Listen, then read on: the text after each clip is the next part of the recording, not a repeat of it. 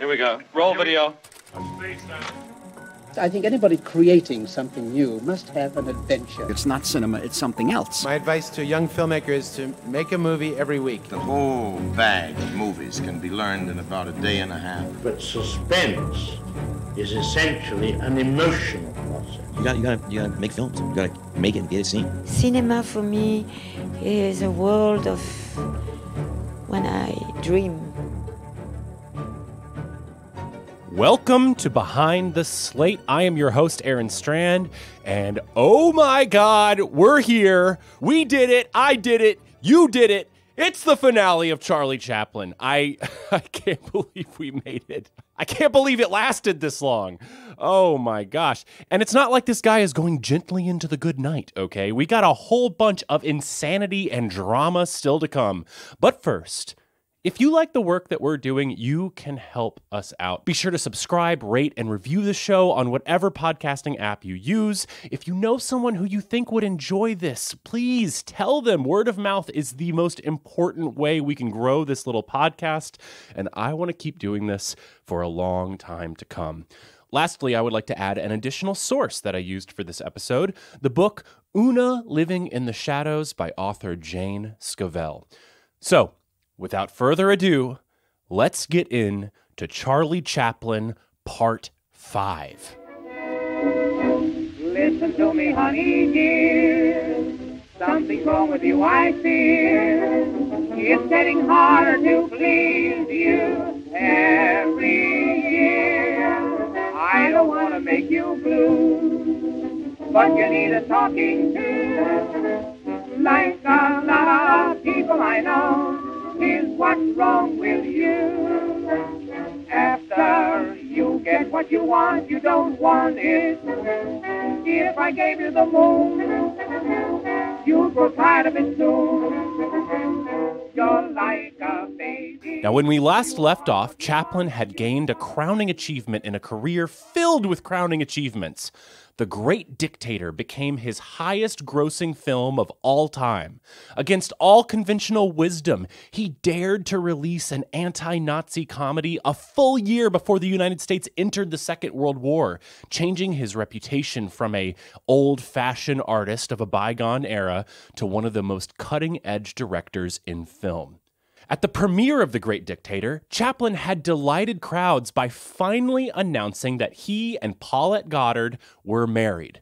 However, this publicity stunt did nothing to save their damaged relationship, and by 1942, Paulette had obtained a divorce in Mexico, although it's never clear if they were ever officially married. Even though the details of the divorce gave Paulette access to Chaplin's yacht, the couple remained cordial. Paulette continued to visit his sons, Charles Jr. and Sidney, from time to time. Chaplin summed up the whole affair by telling them, quote, "It's just one of those things, son. That's life for you." After an extended stay in New York City, Chaplin returned to his Beverly Hills home, lonely and looking for company. His assistant, Tim Durant, was only too happy to flesh out Chaplin's social calendar. Durant had become a kind of doorkeeper to the stars, the kind of guy who knew everybody and would use his power and influence to gain favors amongst the Hollywood elite. And he now controlled who got invited to Charlie's now famous Sunday tennis parties. Every Sunday, the Chaplin estate would become the center of the Hollywood social scene. Producers, A-list stars, and hangers-on would call Durant incessantly trying to get an invite. And Tim would make sure that amongst these guests were many of the beautiful women that would occupy Chaplin's life at this time. And this included actresses like Greta Garbo, who had been the biggest female star in the 30s, Hedy Lamarr, who at this time, in addition to starring in Hollywood blockbusters opposite Clark Gable and Jimmy Stewart, was inventing radio-controlled torpedoes for the war effort. Her innovations would go on to become the basis for Bluetooth and GPS technology, both of which you might be enjoying right now. Her story is just so incredible. If you don't know about Hedy Lamarr, please look her up. Finally, around this time, Chaplin also dated a 22-year-old Carol Landis, who would go on to star in Hollywood and on Broadway, but is mostly remembered for her tragic affair with Rex Harrison that ended with her suicide. However, it was none of these big names that would come to have the greatest effect on Chaplin's life. It was a relative Hollywood newcomer. Joan Barry was an aspiring actress. She was originally born Mary Louise Gribble in Detroit, Michigan. Her father had committed suicide before her birth, and her mother soon moved with another man to New York City. After high school, Barry had moved to Hollywood with dreams of becoming a star. She had red hair, pale skin, and a striking figure, but her lack of acting experience, a nasal New York accent, and crooked teeth meant her prospects were thin. Unable to make ends meet, she was arrested for shoplifting dresses twice and was court-ordered to leave L.A. on probation. However, she soon returned, this time having made contact with a distant relative by marriage named Sam Marks, who was a producer at MGM. Marks tried to ignore Barry's request for a screen test, but then one night, as Marks and his wife returned home from a party, his wife tripped over something on the path leading to their door. It was a body. Joan's body. She was still breathing. They brought her inside and revived her. She told the Markses that she had taken sleeping pills in an attempt to kill herself, but judging how quickly she revived, Marks was suspicious. In the days afterward, she continued to call Marks, who finally brought her into the studio for a reading. She apparently impressed the head scout. However, MGM was unwilling to invest in the dental work and vocal training she required. She then found work as a waitress and a sort of high-priced party girl / call girl, which is how she began a relationship with oil millionaire J. Paul Getty. Through Getty, she met A.C. Blumenthal, the theater promoter who had partied it up with Chaplin and Louise Brooks back in 1925. Blumenthal introduced her to Tim Durant, and soon Durant brought her to dinner to meet Charlie Chaplin. It really is just about who you know. Whether Chaplin thought she had talent or just saw her as another conquest is really hard to say. He describes her in his autobiography as, quote, a big, handsome woman of 22, well-built, with upper regional domes immensely expansive. Oh, excuse me. Sorry, I just threw up in my mouth a little bit over that pretentious bullshit. But even if he was focused more on her body at the first meeting, he soon brought her in for the leading role in a play he was considering adapting to a film titled Shadow and Substance.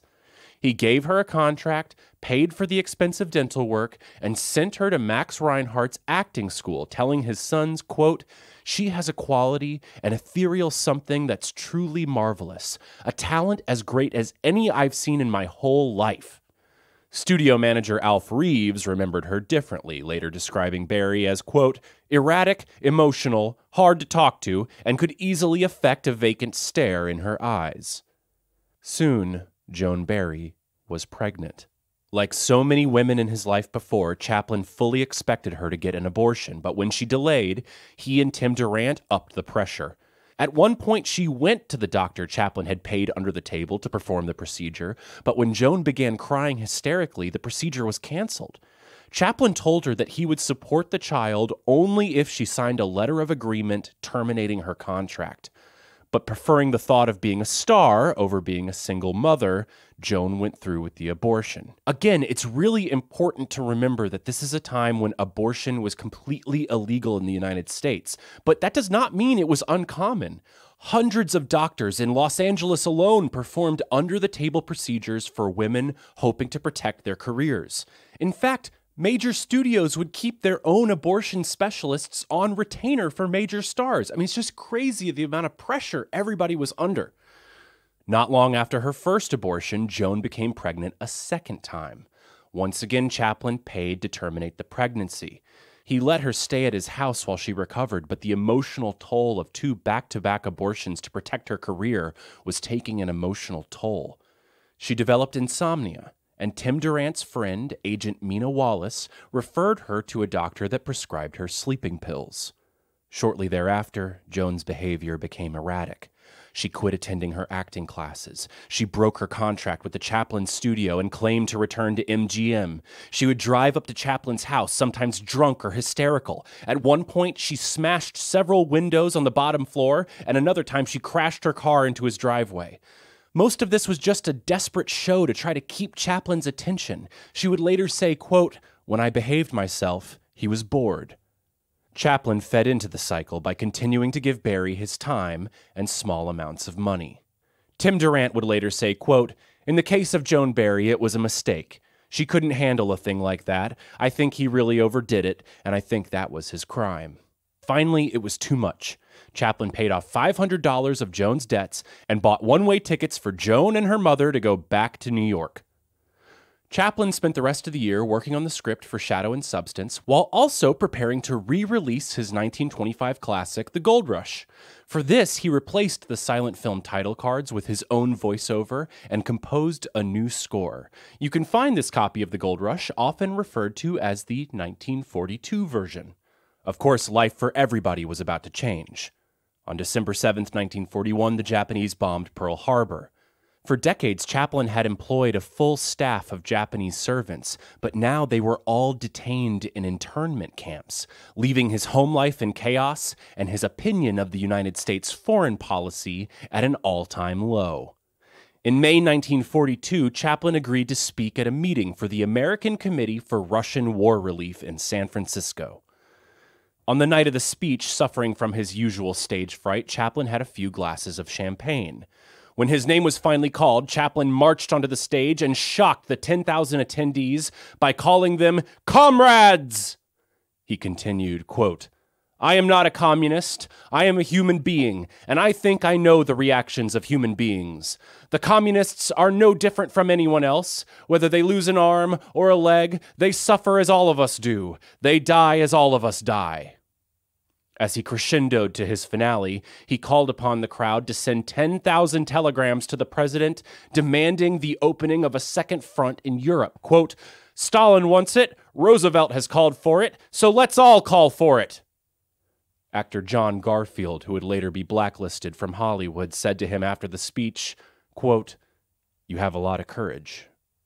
Goaded on by the response, and probably excited by challenging the status quo, Chaplin began accepting more speaking engagements.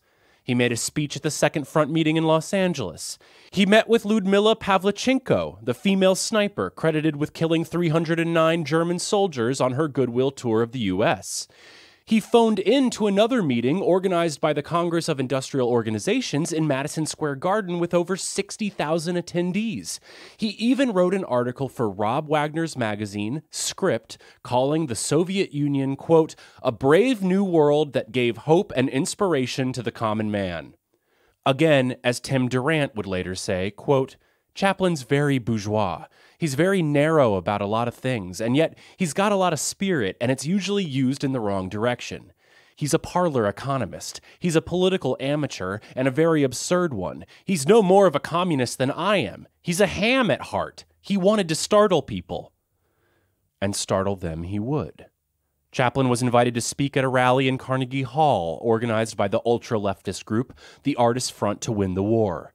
Despite the involvement of celebrities like Orson Welles, Jack Warner personally told Chaplin not to go, but as Charlie Jr. later recalled, quote, "As usual, his enthusiasm ran away with him." October 25, 1942, would prove to be a day that spelled doom for Chaplin.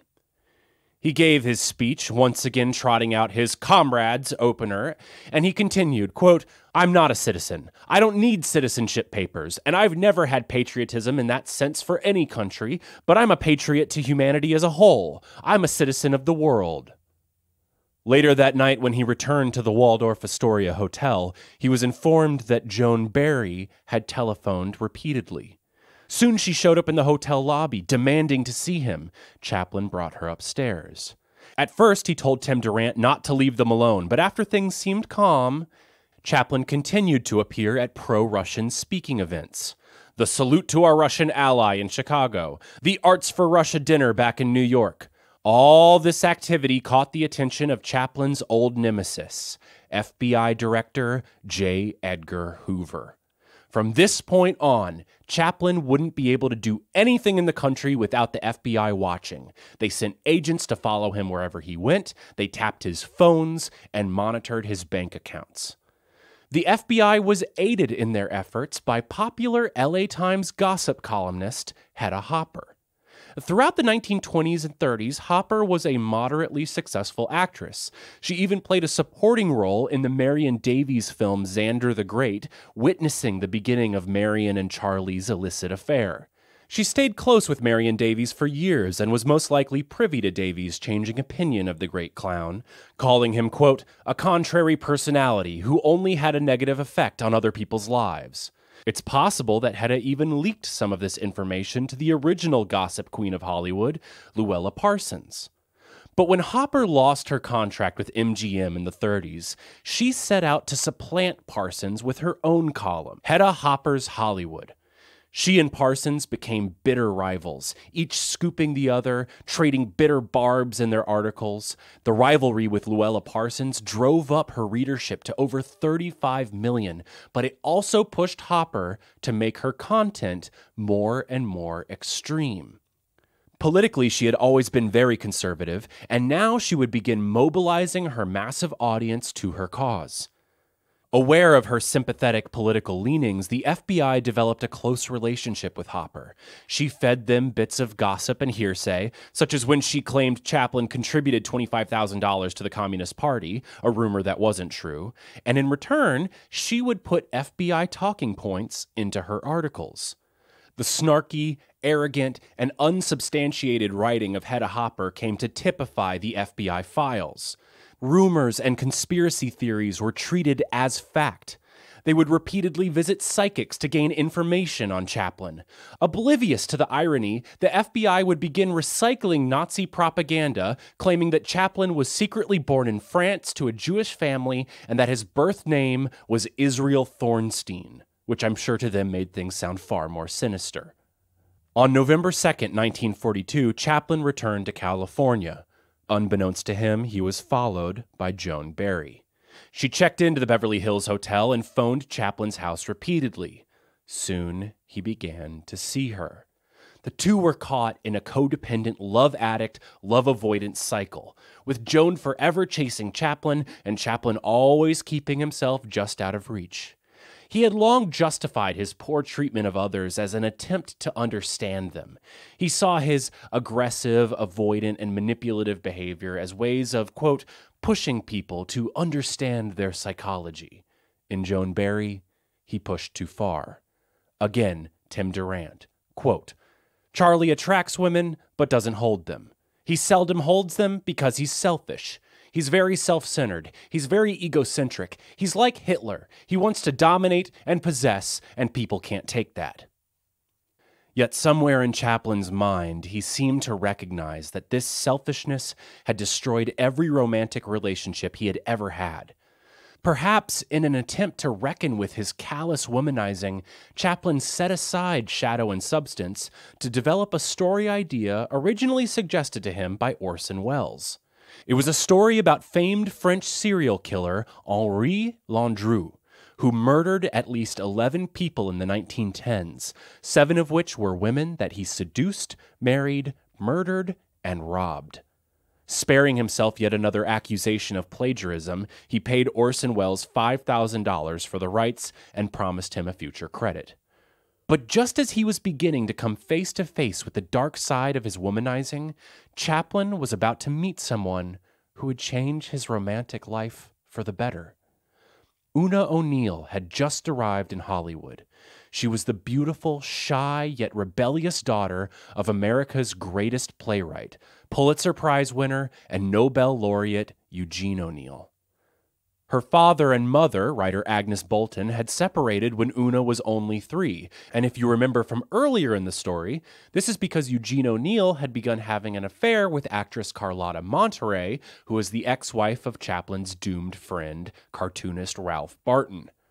Fearing an ugly and public divorce from Agnes, or Aggie as she was known, O'Neill even referenced Chaplin's divorce from Lita Gray to his attorney, writing, quote, Chaplin's wife charged him with ruining young girls with every form of perversion, and he was guilty, as everyone knows. There was every form of dirt to it, but in my case, what is there to hide? Fearing a Chaplin-esque public muckraking, O'Neill gave Aggie full custody of their 2 children, Una and her brother Shane, along with the guarantee that both children would attend prestigious prep schools when the time came. For years, Aggie struggled to make ends meet, moving the family up and down the East Coast. She seldom saw her illustrious father, but communicated with him via letters. When Una turned 13, per the divorce settlement, she enrolled in the Brearley School, a prestigious all-girl prep school on Manhattan's Upper East Side. After being poor for most of her life, Una was suddenly in the company of the richest families in America, with her father's prestigious name as social cachet. She quickly became friends with classmates Carol Marcus and Gloria Vanderbilt. Eventually, a young Truman Capote joined the crew, and together they became what I like to think of as a kind of late 1930s version of Gossip Girl, a group of teenagers who become known within the Manhattan nightclub social scene. With her mother too busy to notice, Una began going out with a variety of older men. She even dated the then unknown but still super weird writer J.D. Salinger. During her senior year in 1942, she was named the #1 debutante of New York City, and Una became a full-on it girl.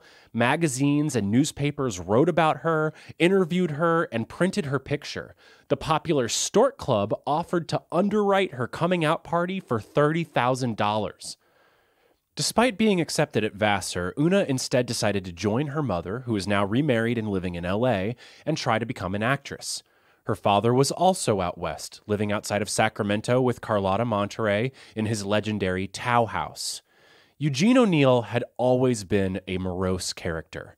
Alcoholism and abuse had infected the family for generations. It was even claimed that the O'Neills were cursed, which he memorialized in his final plays, Long Day's Journey into Night and Moon for the Misbegotten. Eugene was now suffering from alcoholism, Parkinson's, and depression, and Carlotta did everything she could to keep people from disturbing her genius husband. Una sent her father multiple letters but never got a response. Upon arriving in California, Una went directly to Tow House, but Carlotta refused to let her inside. Days later, she finally received a response. Quote, "All I know of what you have become since you blossomed into the nightclub racket is derived from newspaper clippings of your interviews. All the publicity you have had is the wrong kind, unless your ambition is to be a second-rate movie actress of the floozy variety, the sort who have their pictures in the papers for a couple years and then sink back into obscurity of their naturally silly, talentless lives." He then goes on to reprimand her for not telling him about her life sooner so that she might take advantage of his experience, saying, quote, "I could have warned you against every stupid blunder you have made. You don't want to see me. Your conduct proves that. So let's cut out the kidding. And I don't want to see the kind of daughter you have become in the past year. Here's hoping you change as you grow out of the callow stage. I had hoped there was the making of a fine, intelligent woman in you, who would remain fine in whatever she did. I still hope so. If I am wrong, goodbye. If I am right, you will sometime see the point in this letter and be grateful, in which case, au revoir." This would be the last time Una would communicate directly with her father. She then went to Hollywood and replicated her New York playbook. Despite living with her mother in a trailer park, she became a gossip column staple, going to popular nightclubs and dating powerful men. On a date with Orson Welles, who had just released Citizen Kane, he asked to read her palm. After staring at her hand intently, he looked at her and said her love line led directly to another, older man. Quote, "And I know who it is. You will soon meet and marry Charlie Chaplin." Although she had little money, Una's mother was still respected as a writer and had been a long-time social acquaintance of Chaplin's. Some even rumored that they had had a brief affair. Aggie introduced her daughter to agent Mina Wallace, who only a few months prior had assisted Joan Barry in attaining sleeping pills. Mina thought Una would be a perfect replacement for Joan Barry in Chaplin's film Shadow and Substance, and she immediately set up a meeting between her 17-year-old starlet and the 53-year-old comedian.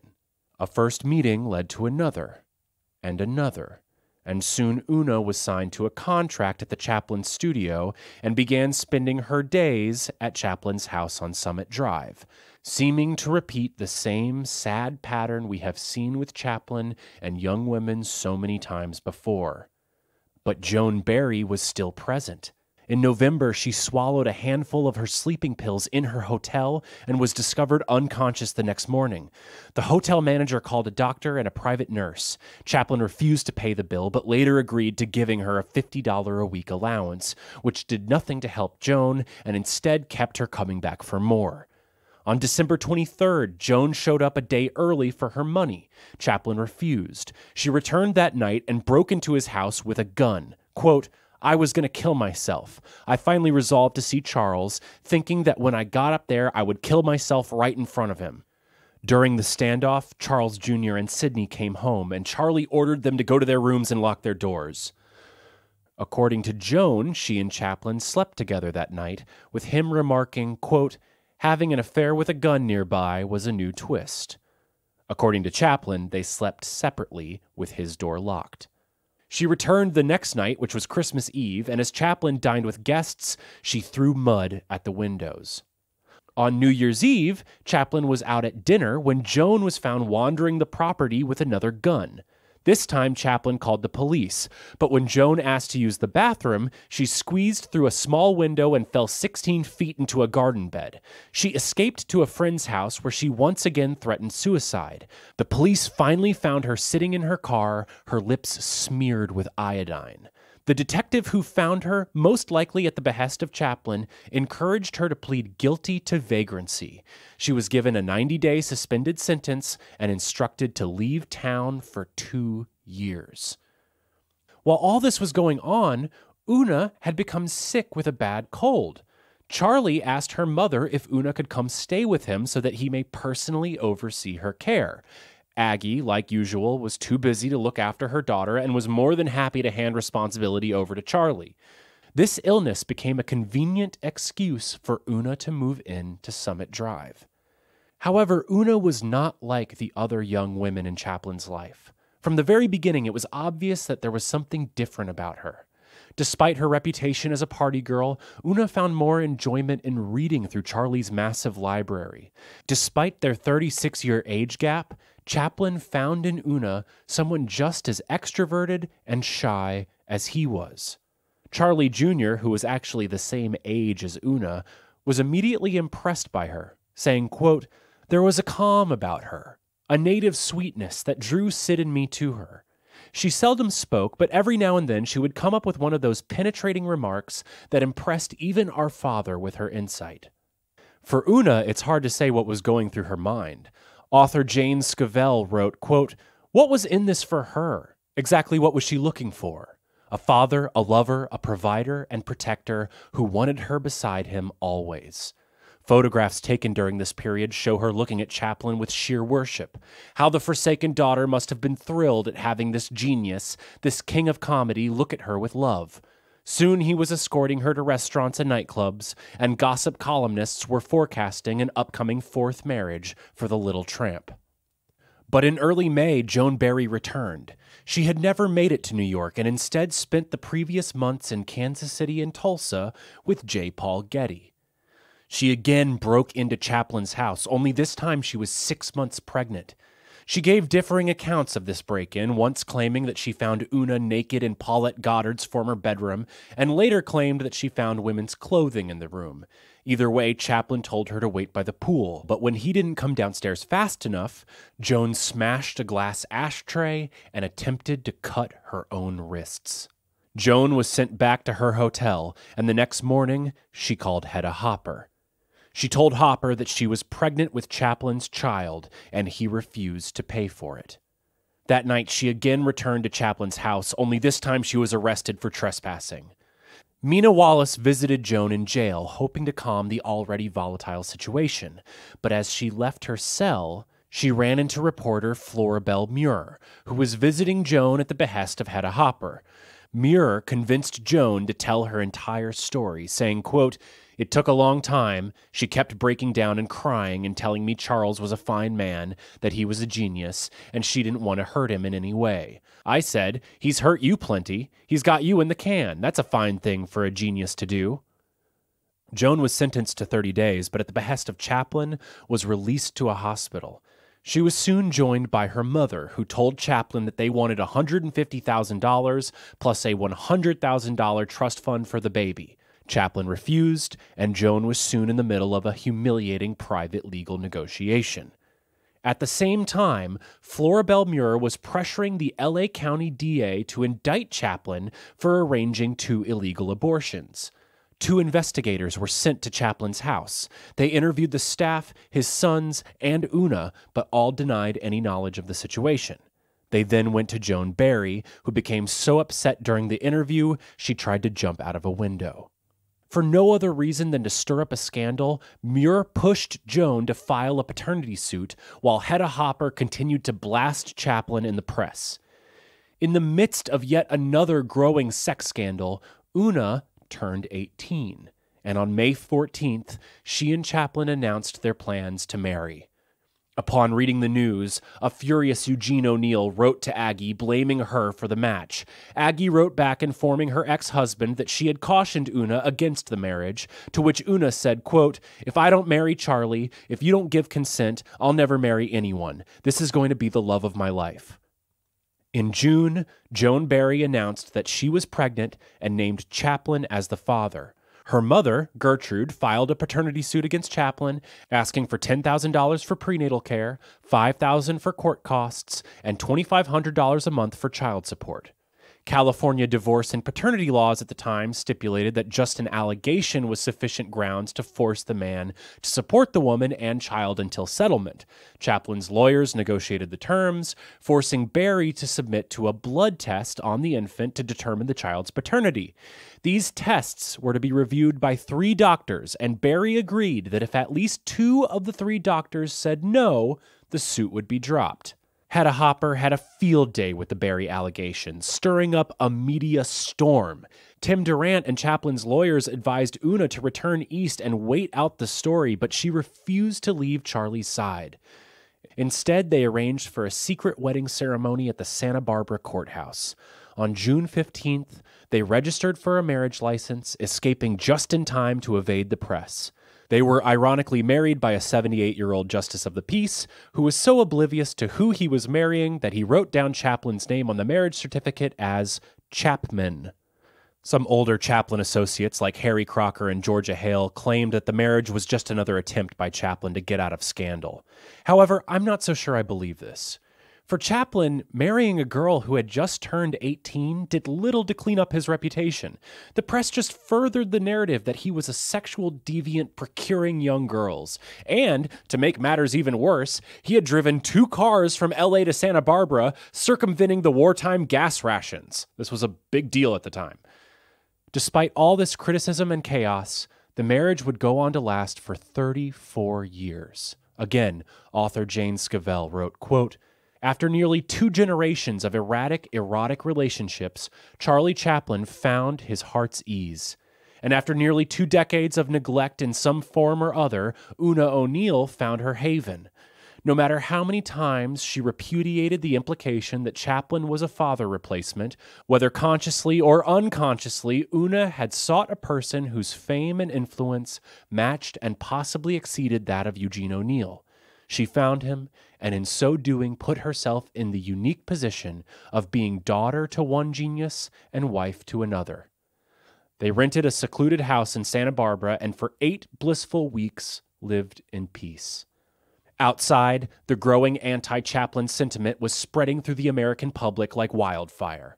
Some accused Una of being nothing more than a gold digger. There were even bizarre rumors that Chaplin treated himself with monkey glands, whatever the hell that is, to keep up his youthful sexual prowess. This caused a still bitter J.D. Salinger to write to a friend, quote, "I can see them at home in the evenings. Chaplin squatting gray and nude atop his chiffonier, swinging his thyroid around his head by his bamboo cane like a dead rat. Una in an aquamarine gown applauding madly from the bathroom." Newly elected U.S. Attorney Charles H. Carr was looking to build his reputation on anti-corruption. For a long time, the Beverly Hills Police Department had acted more or less like a public security detail for the stars. And in the Joan Barry case, he saw his opportunity to make an example.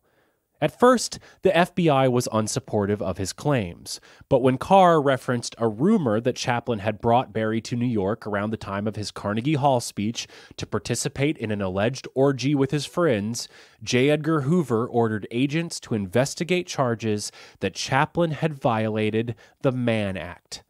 Now, we've got to talk about the Mann Act for a second, because this is just an all-time horrible piece of legislation that has haunted Americans for over a century. It was born out of the same movement that brought women's suffrage and prohibition.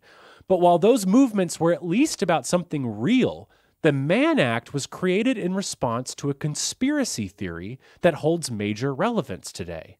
We've talked about previously how the early 1900s saw a surge in the number of prostitutes, as strict religious and social mores prevented women who had sex out of marriage from finding other work. In response to this, people began to circulate rumors that massive numbers of good Christian white women were being kidnapped and forced into prostitution by a mysterious foreign cabal, which were usually seen as Jewish, Chinese, or black. The practice was called white slavery, and believers claimed that over 60,000 women fell victim to it every year. There was absolutely zero evidence that any of this was happening in the way promoters of the conspiracy theory claimed. But in response to the outcry, Congress passed the Mann Act, which made it a felony to engage in the interstate transport of, quote, any woman or girl for the purpose of prostitution or debauchery or for any other immoral purpose. It became evident early on that the intended targets of this law, the secret cabal of sex traffickers, didn't exist. However, the broad general language of the bill inspired law enforcement to use it for other purposes, mostly targeting and threatening men they didn't like.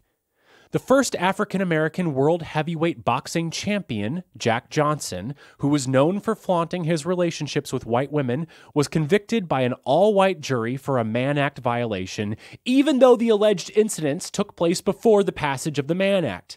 Instead, he fled the country, having to put his illustrious career on hold, and later he would be sent to Leavenworth Prison. Other victims of the Mann Act include architect Frank Lloyd Wright and poet George Barker.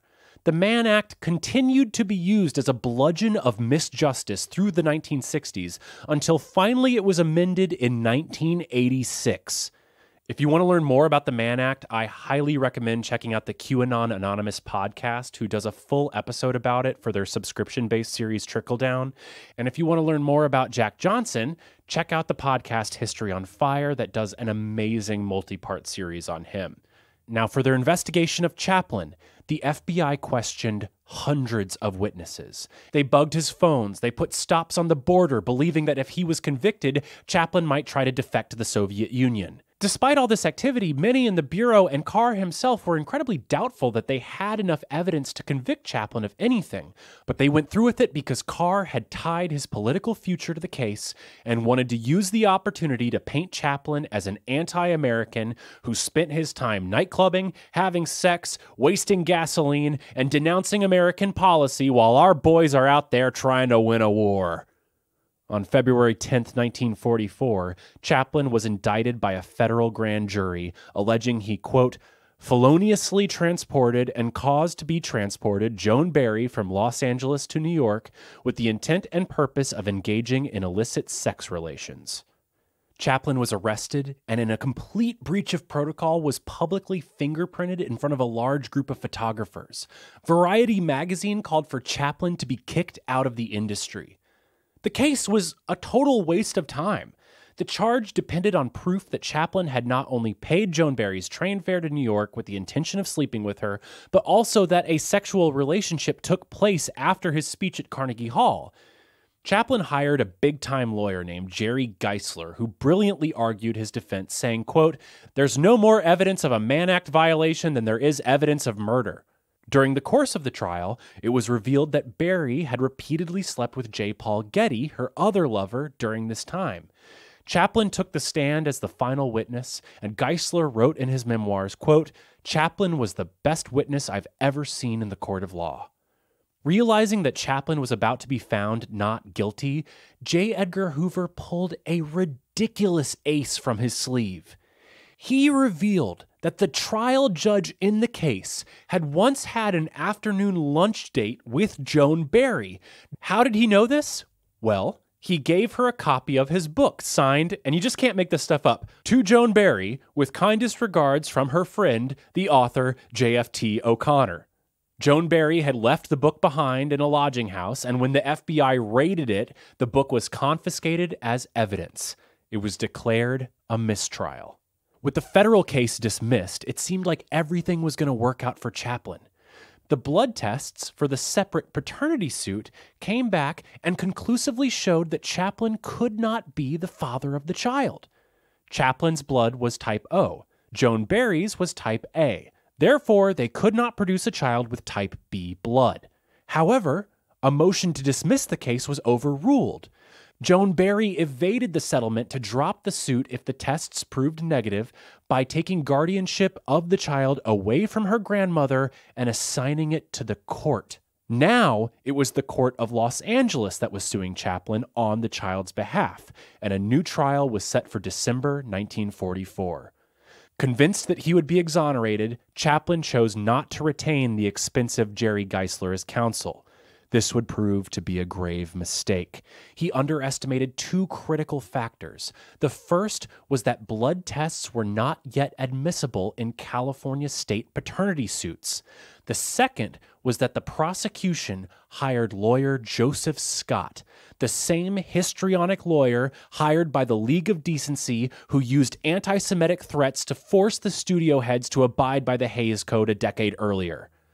Scott put on a wild show trial, once again trotting out a wide array of racist dog whistles, calling Chaplin a, quote, gray-headed old buzzard, a little runt of a Svengali, a Piccadilly pimp, and a lecherous hound that lied like a cheap Cockney cad. He said of Chaplin, quote, the reptile looked up on Barry as so much carrion. The insults shocked the court and threw Chaplin off guard. At one point, Joseph Scott asked the jury to gaze for a full minute at Chaplin and for another full minute at the 14-month-old child, all the while urging them to recognize the facial resemblances.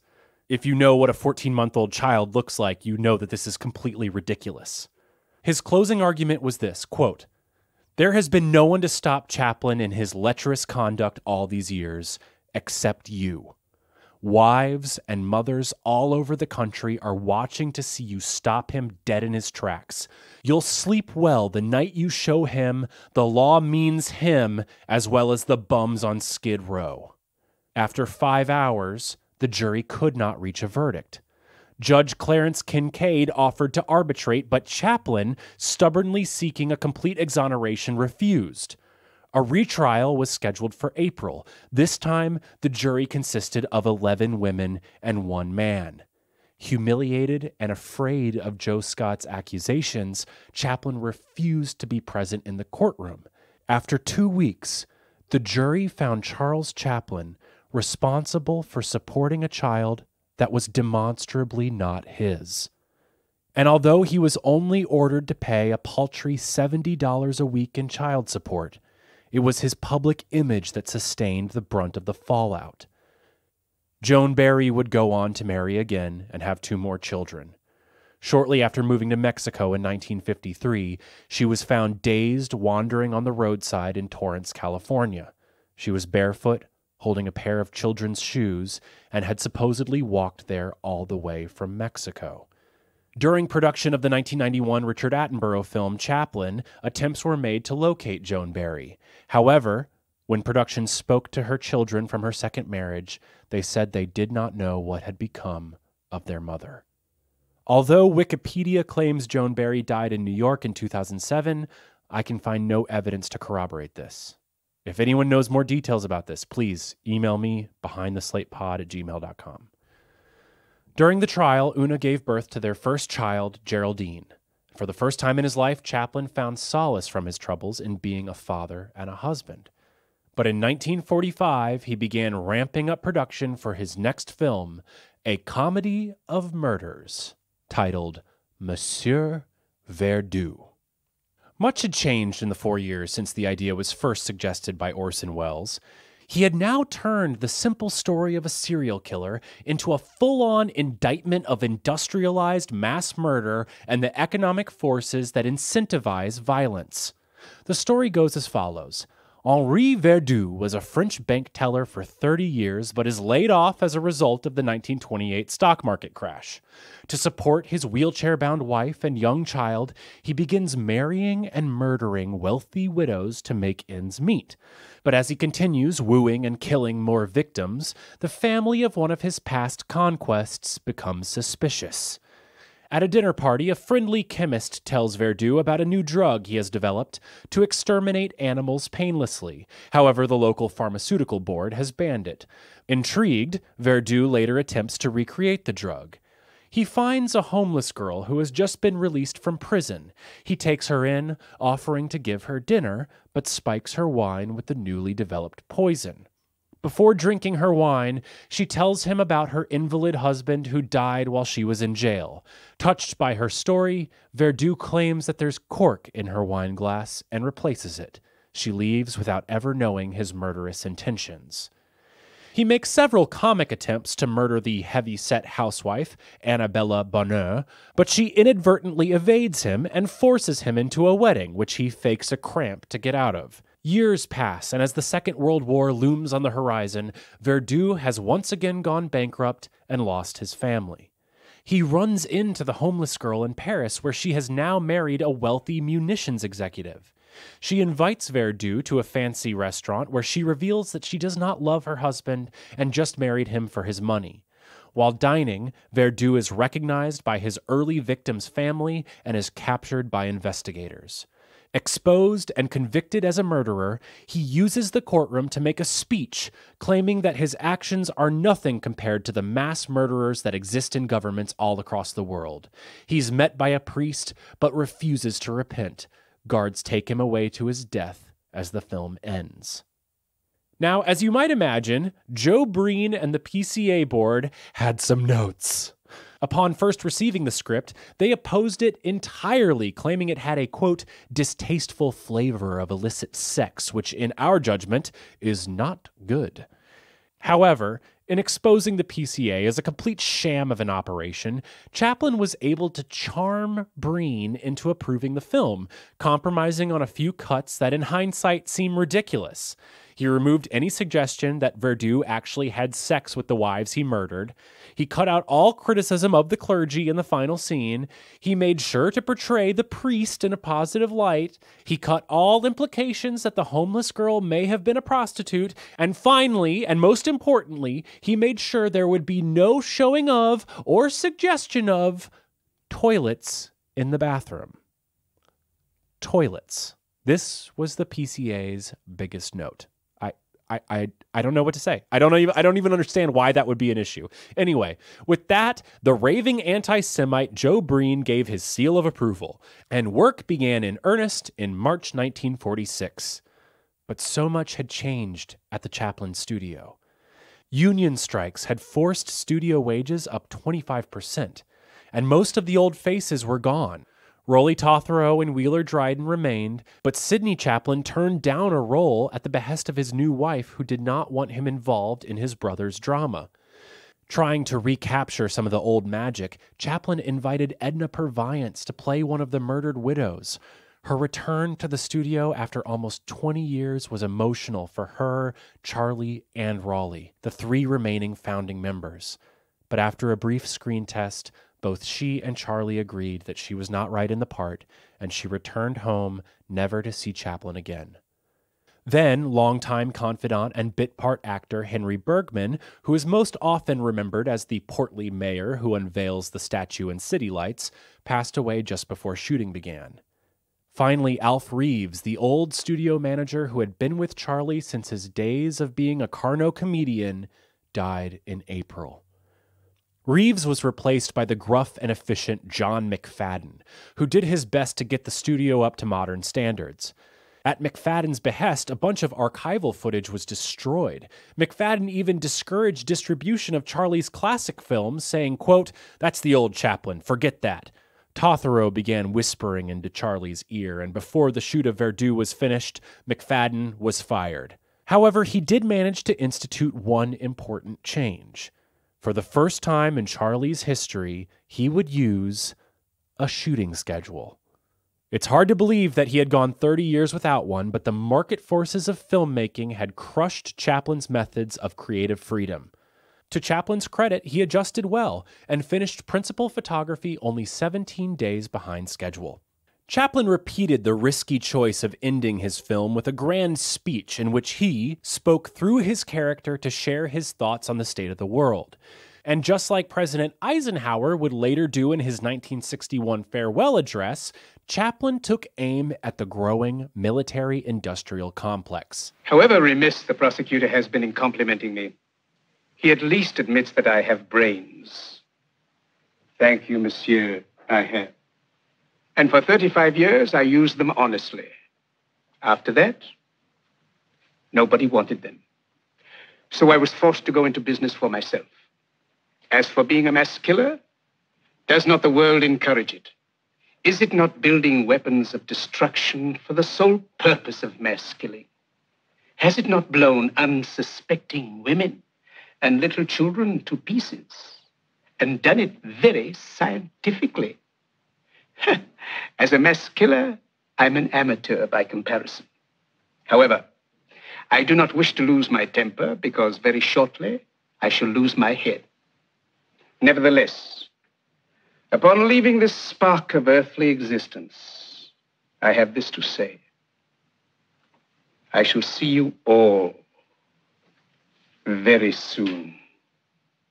It's also worth noting that the famous quote most commonly associated with Joseph Stalin in 1947, that one death is a tragedy, but a million deaths is a statistic, was most likely inspired by a line from Monsieur Verdu, who says, quote, "That's the history of many a big business. Wars, conflict, it's all business. One murder makes a villain, millions a hero. Numbers sanctify, my good fellow." The film came out earlier in the same year that Stalin is supposed to have said the famous quote. Anyway, after 6 weeks of recording and perfecting the sound, Chaplin took the film back to Joe Breen and the PCA for a private screening. Chaplin said afterward, quote, "Breen turned to the rest and said, 'I think it's all right, let it go.' There was silence. Then someone said, 'Well, it's okay by me, there's no cleavage.' The others were glum." Chaplin gave a press statement saying, quote, "Von Clausewitz said that war is the logical extension of diplomacy.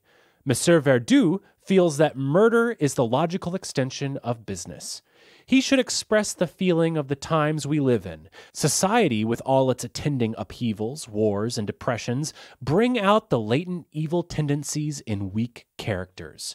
He is frustrated, bitter, and at the end, pessimistic. Or as Verdu cleverly says in the film, quote, business is a ruthless business."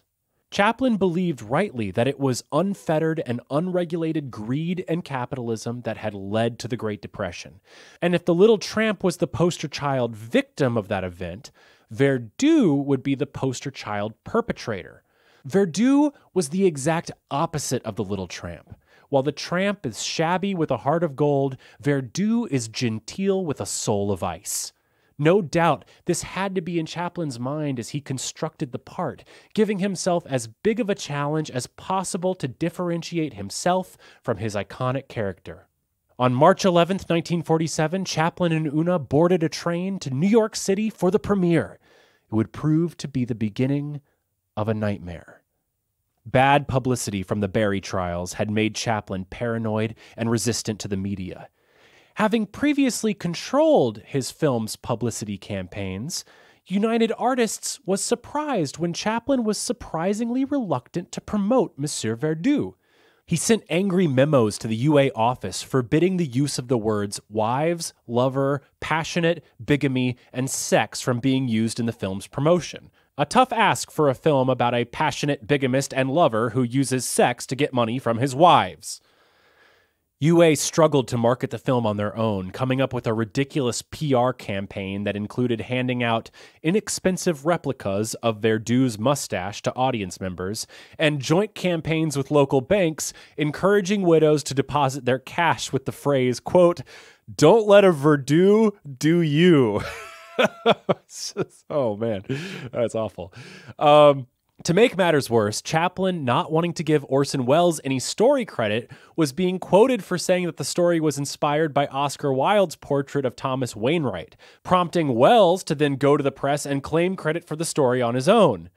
The Joan Barry trial had caused a wave of political backlash, turning Chaplin from the beloved clown into a hated radical that had refused to become an American citizen.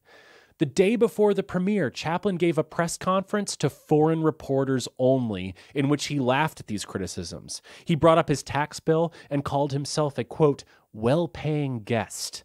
The anecdote was not well received, and Chaplin soon agreed to speak to the American press in an open press conference days after the film's opening. Finally, on April 11th, Chaplin, along with Una and Mary Pickford, attended the premiere.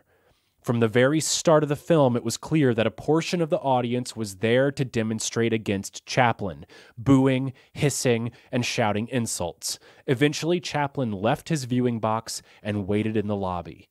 At the after-party, guests avoided his table, and Chaplin feared the worst. His satirical take on a society that condemns murder but glorifies war was despised by critics. The Herald Tribune called it, quote, something of an affront to the intelligence, and columnist Dorothy Kilgallen distilled the public sentiment when she wrote that Chaplin believes, quote, the makers of the atom bomb are the real murderers, and so are the heroes of the last war. In a ridiculously petty and backhanded attempt to eschew his own blame and throw Welles under the bus, Chaplin then decided to honor his previous agreement, inserting a title card that read, quote, an original story written by Charles Chaplin, based on an idea by Orson Welles.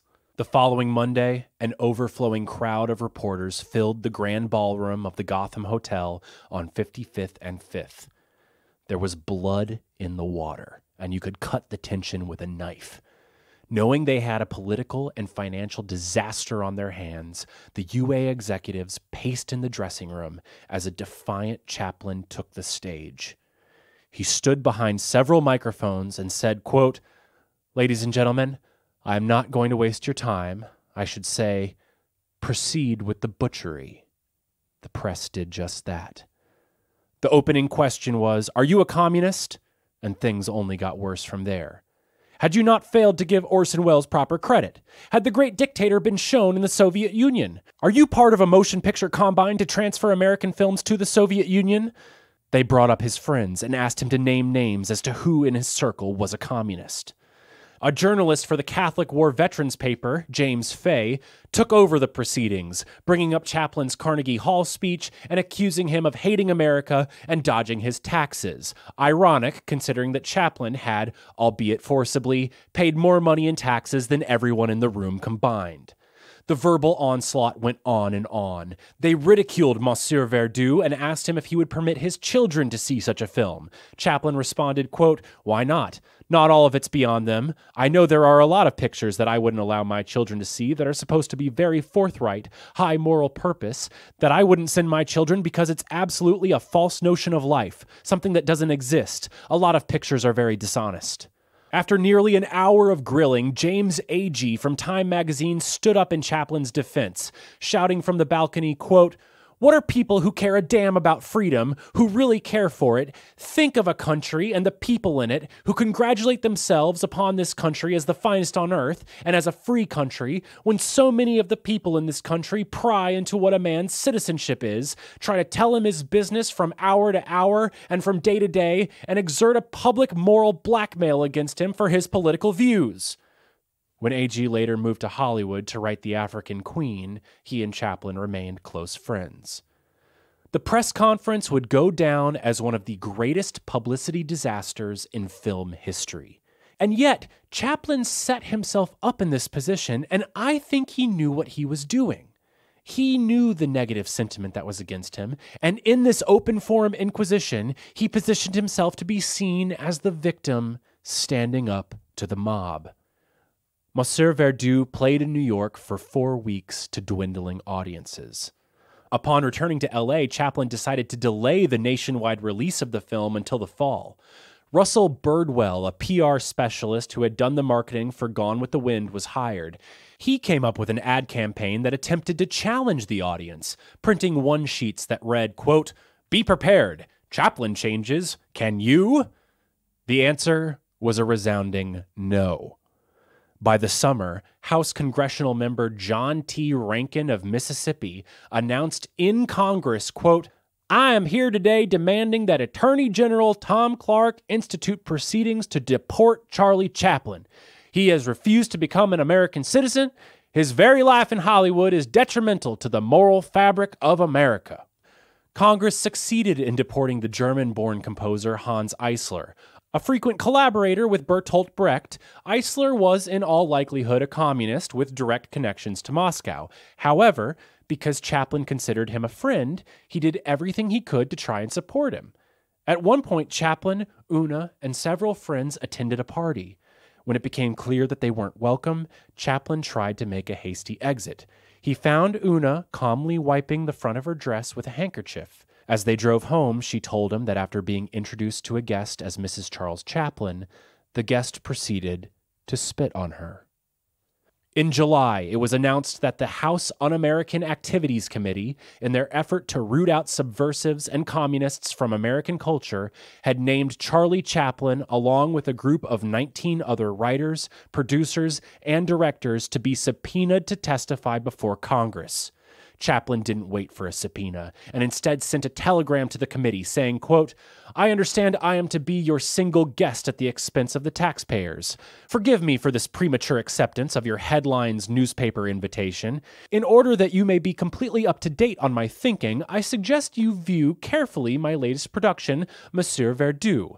It is against war and the future slaughter of our youth. I trust you will not find its humane message distasteful. While you are preparing your engraved subpoena, I will give you a hint on where I stand. I am not a communist. I am a peacemonger." This brash warning shot worked. Fearing that Chaplin might win public sentiment by staging a publicity stunt, his testimony was delayed 3 times and ultimately canceled. But many of the other targets, not nearly as famous as Chaplin, were not so lucky. The hearings began with friendly testimony from Walt Disney, who testified that communists had infiltrated the film industry, naming several former staffers in his accusations. He was followed by the head of the Screen Actors Guild and future President of the United States, Ronald Reagan, who claimed that communists within his union were attempting to steer policy. Reagan named names of SAG members to the FBI and soon mandated that union members sign anti-communist loyalty oaths. His then-wife, actress Jane Wyman, was so disturbed by his actions, turning against friends and colleagues, that it ultimately led to their divorce. They were soon followed by the so-called unfriendly witnesses who arrived in Washington with an impressive lobby of supporters.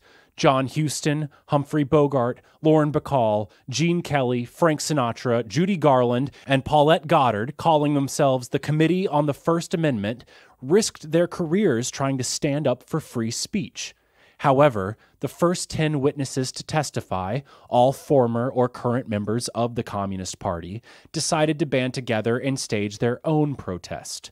The Hollywood 10, as they would later be called, refused to answer the committee's questions and instead turned the proceedings into a bombastic war of name-calling. They lectured the senators on the principles of Americanism, accused them of waging a Cold War on minorities, and proclaimed Congress as a hotbed of American fascists. All these things may have been true, but the political theater caused many of their high-profile supporters to back away. The Hollywood 10 were voted in contempt of Congress. They were sentenced anywhere from 6 months to a year in prison. On November 26, 1947, Eric Johnston of the Producers Association announced that all 10 members would be banned from the industry, the beginning of the Hollywood blacklist. That same week, Hans Eisler was detained at Ellis Island prior to his deportation to Eastern Germany. Chaplin sent a telegram to Pablo Picasso, a self-proclaimed communist, asking him to head a committee of French artists to protest to the U.S. Embassy in Paris.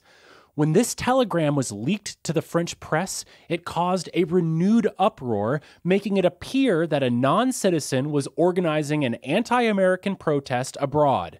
This all but sabotaged any hope that the delayed release of Monsieur Verdoux would be successful, and instead sent the FBI into another investigation to determine whether or not Chaplin was, quote, engaged in Soviet espionage. 2 years later, this telegram would be brought up once again in the U.S. Congress, with Senator Harry Kane saying, quote, it skirts perilously close to treason. On December 11th, the Hollywood Reporter speculated why Chaplin was still permitted to live in the U.S., adding, quote, it has become quite obvious that he is not satisfied with the conduct of our government and continually criticizes its actions. Hoping to recoup some of Verdoux's losses abroad, Chaplin began speaking to the British press before the London premiere. However, he couldn't stop himself from expressing his true feelings, saying, quote, Hollywood is now fighting its last battle, and it will lose that battle unless it decides once and for all to give up standardizing its films, unless it realizes that masterpieces cannot be mass-produced in the cinema like tractors in a factory. I think, objectively, that it is time to take a new road so that money shall no longer be the all-powerful god of a decaying community. I, Charlie Chaplin, declare that Hollywood is dying. Chaplin had planned a trip to London with Una and the kids for the Verdoux premiere. However, his status as a resident alien, never questioned before, now allowed the INS to request that he submit to an interview in order to approve his re-entry permit. In April 1947, an INS deputy commissioner and an FBI special agent showed up at Summit Drive. In addition to questioning Chaplin's communist ties, they asked about his morals, such as, quote, have you ever committed adultery? With a notion of what they might be planning, Chaplin canceled his trip. Chaplin's expected trip back to the UK also inspired a bitter end to one of the most celebrated political authors of the 20th century, the man whose name has become synonymous with the abuse of government power, George Orwell. In 1949, only a few months after he turned in his final manuscript for his novel 1984, Orwell was in a hospital dying from tuberculosis. In a letter to the Information Research Department, a secret organization under the British Foreign Office whose job was to investigate communist activity and spread anti-communist propaganda throughout the Commonwealth, Orwell listed 38 people he referred to as cryptos, individuals he suspected of being underground communists. Beside each name, he left a brief comment that typified his opinion of the person and reads more like a bigoted grievance one might find today on 4chan or Telegram. Quote, Stephen Spender, a sentimental sympathizer, tendency toward homosexuality. Kingsley Martin, decayed liberal, very dishonest. Paul Robeson, very anti-white. Charlie Chaplin, Jewish? ? This list was only made public in 2003. It is an eye-opening portrait of a man whose work is required reading throughout the U.S. and Great Britain. With it, we can now see him not as an unimpeachable moral giant, but instead as a forerunner to the so-called free thinkers of today's intellectual dark web, whose unprincipled pseudo-intellectualism so often devolves into bitterness and bigotry. In Orwell, we see the terrible staying power of anti-Semitism. Only 4 years after the horrors of the Holocaust were revealed to the world, Orwell was repackaging the anti-Semitic conspiracy theory that had been at the heart of the Nazi ideology, that communism was an essentially Jewish political movement. May we forever remember Orwell for who he really was, rather than the humanist prophet we were taught in school. As long as these ideas continued to circulate in the culture, the FBI continued working in the shadows. They compiled files and files of minute details and grievances, everyone who he had ever snapped at, the people he had insulted, the plagiarism accusations that weren't true. Their file kind of reads like the final episode of Seinfeld, where all the bereaved characters from the past come back and accuse Jerry, George, Elaine, and Kramer of their social faux pas in open court.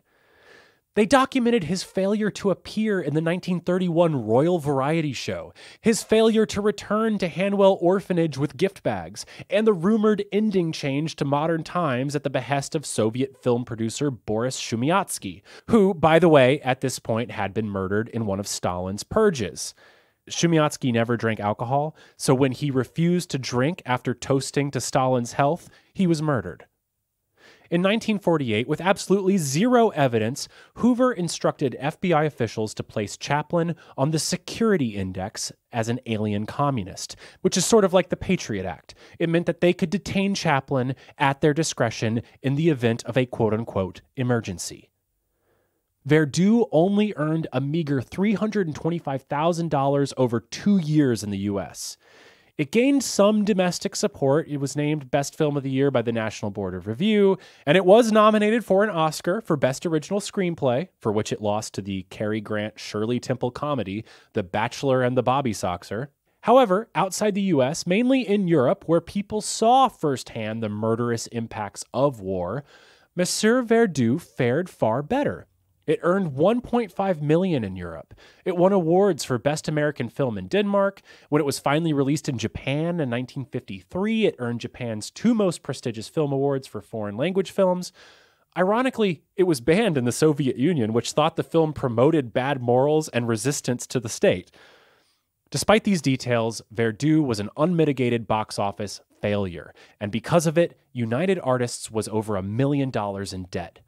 Mary Pickford and Charlie Chaplin argued about the best way forward, both wanting to sell the company. But when an Eastern Theater circuit offered $12 million for UA, the deal fell through due to their constant bickering. When Pickford and Chaplin did finally sell UA some years later, it was for considerably less.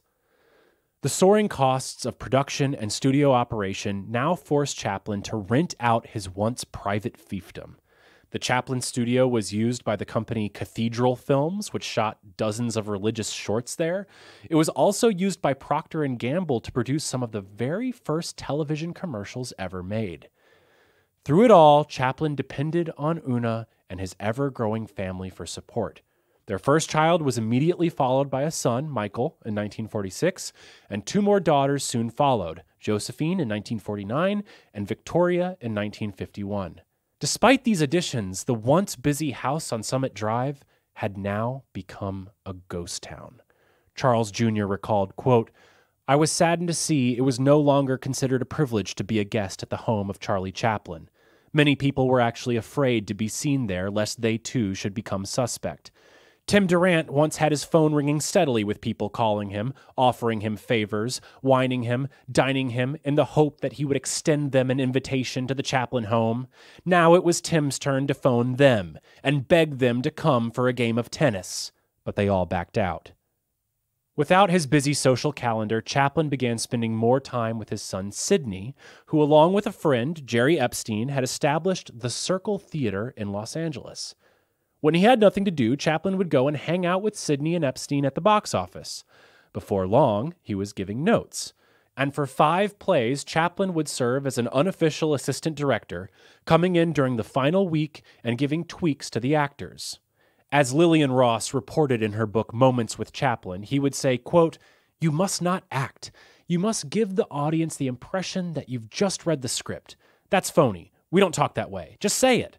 Let's get away from acting. We don't want acting. We want reality. Give the audience the feeling that they're looking through a keyhole." Returning to the theater and seeing Sidney find his voice as an actor must have reminded Chaplin of his own childhood. He began writing a novel about a washed-up music hall comedian named Calvero and a young, struggling dancer. Over the next several years, it grew to over 1,000 pages long.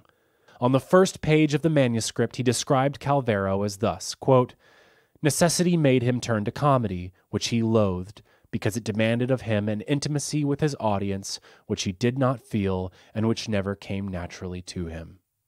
Chaplin claimed that Calvero was inspired by an American comedian named Frank Tinney, whom he had seen perform when he first came to New York. Some years later, he saw Tinney again and recognized with shock that, quote, "the comic muse had left him."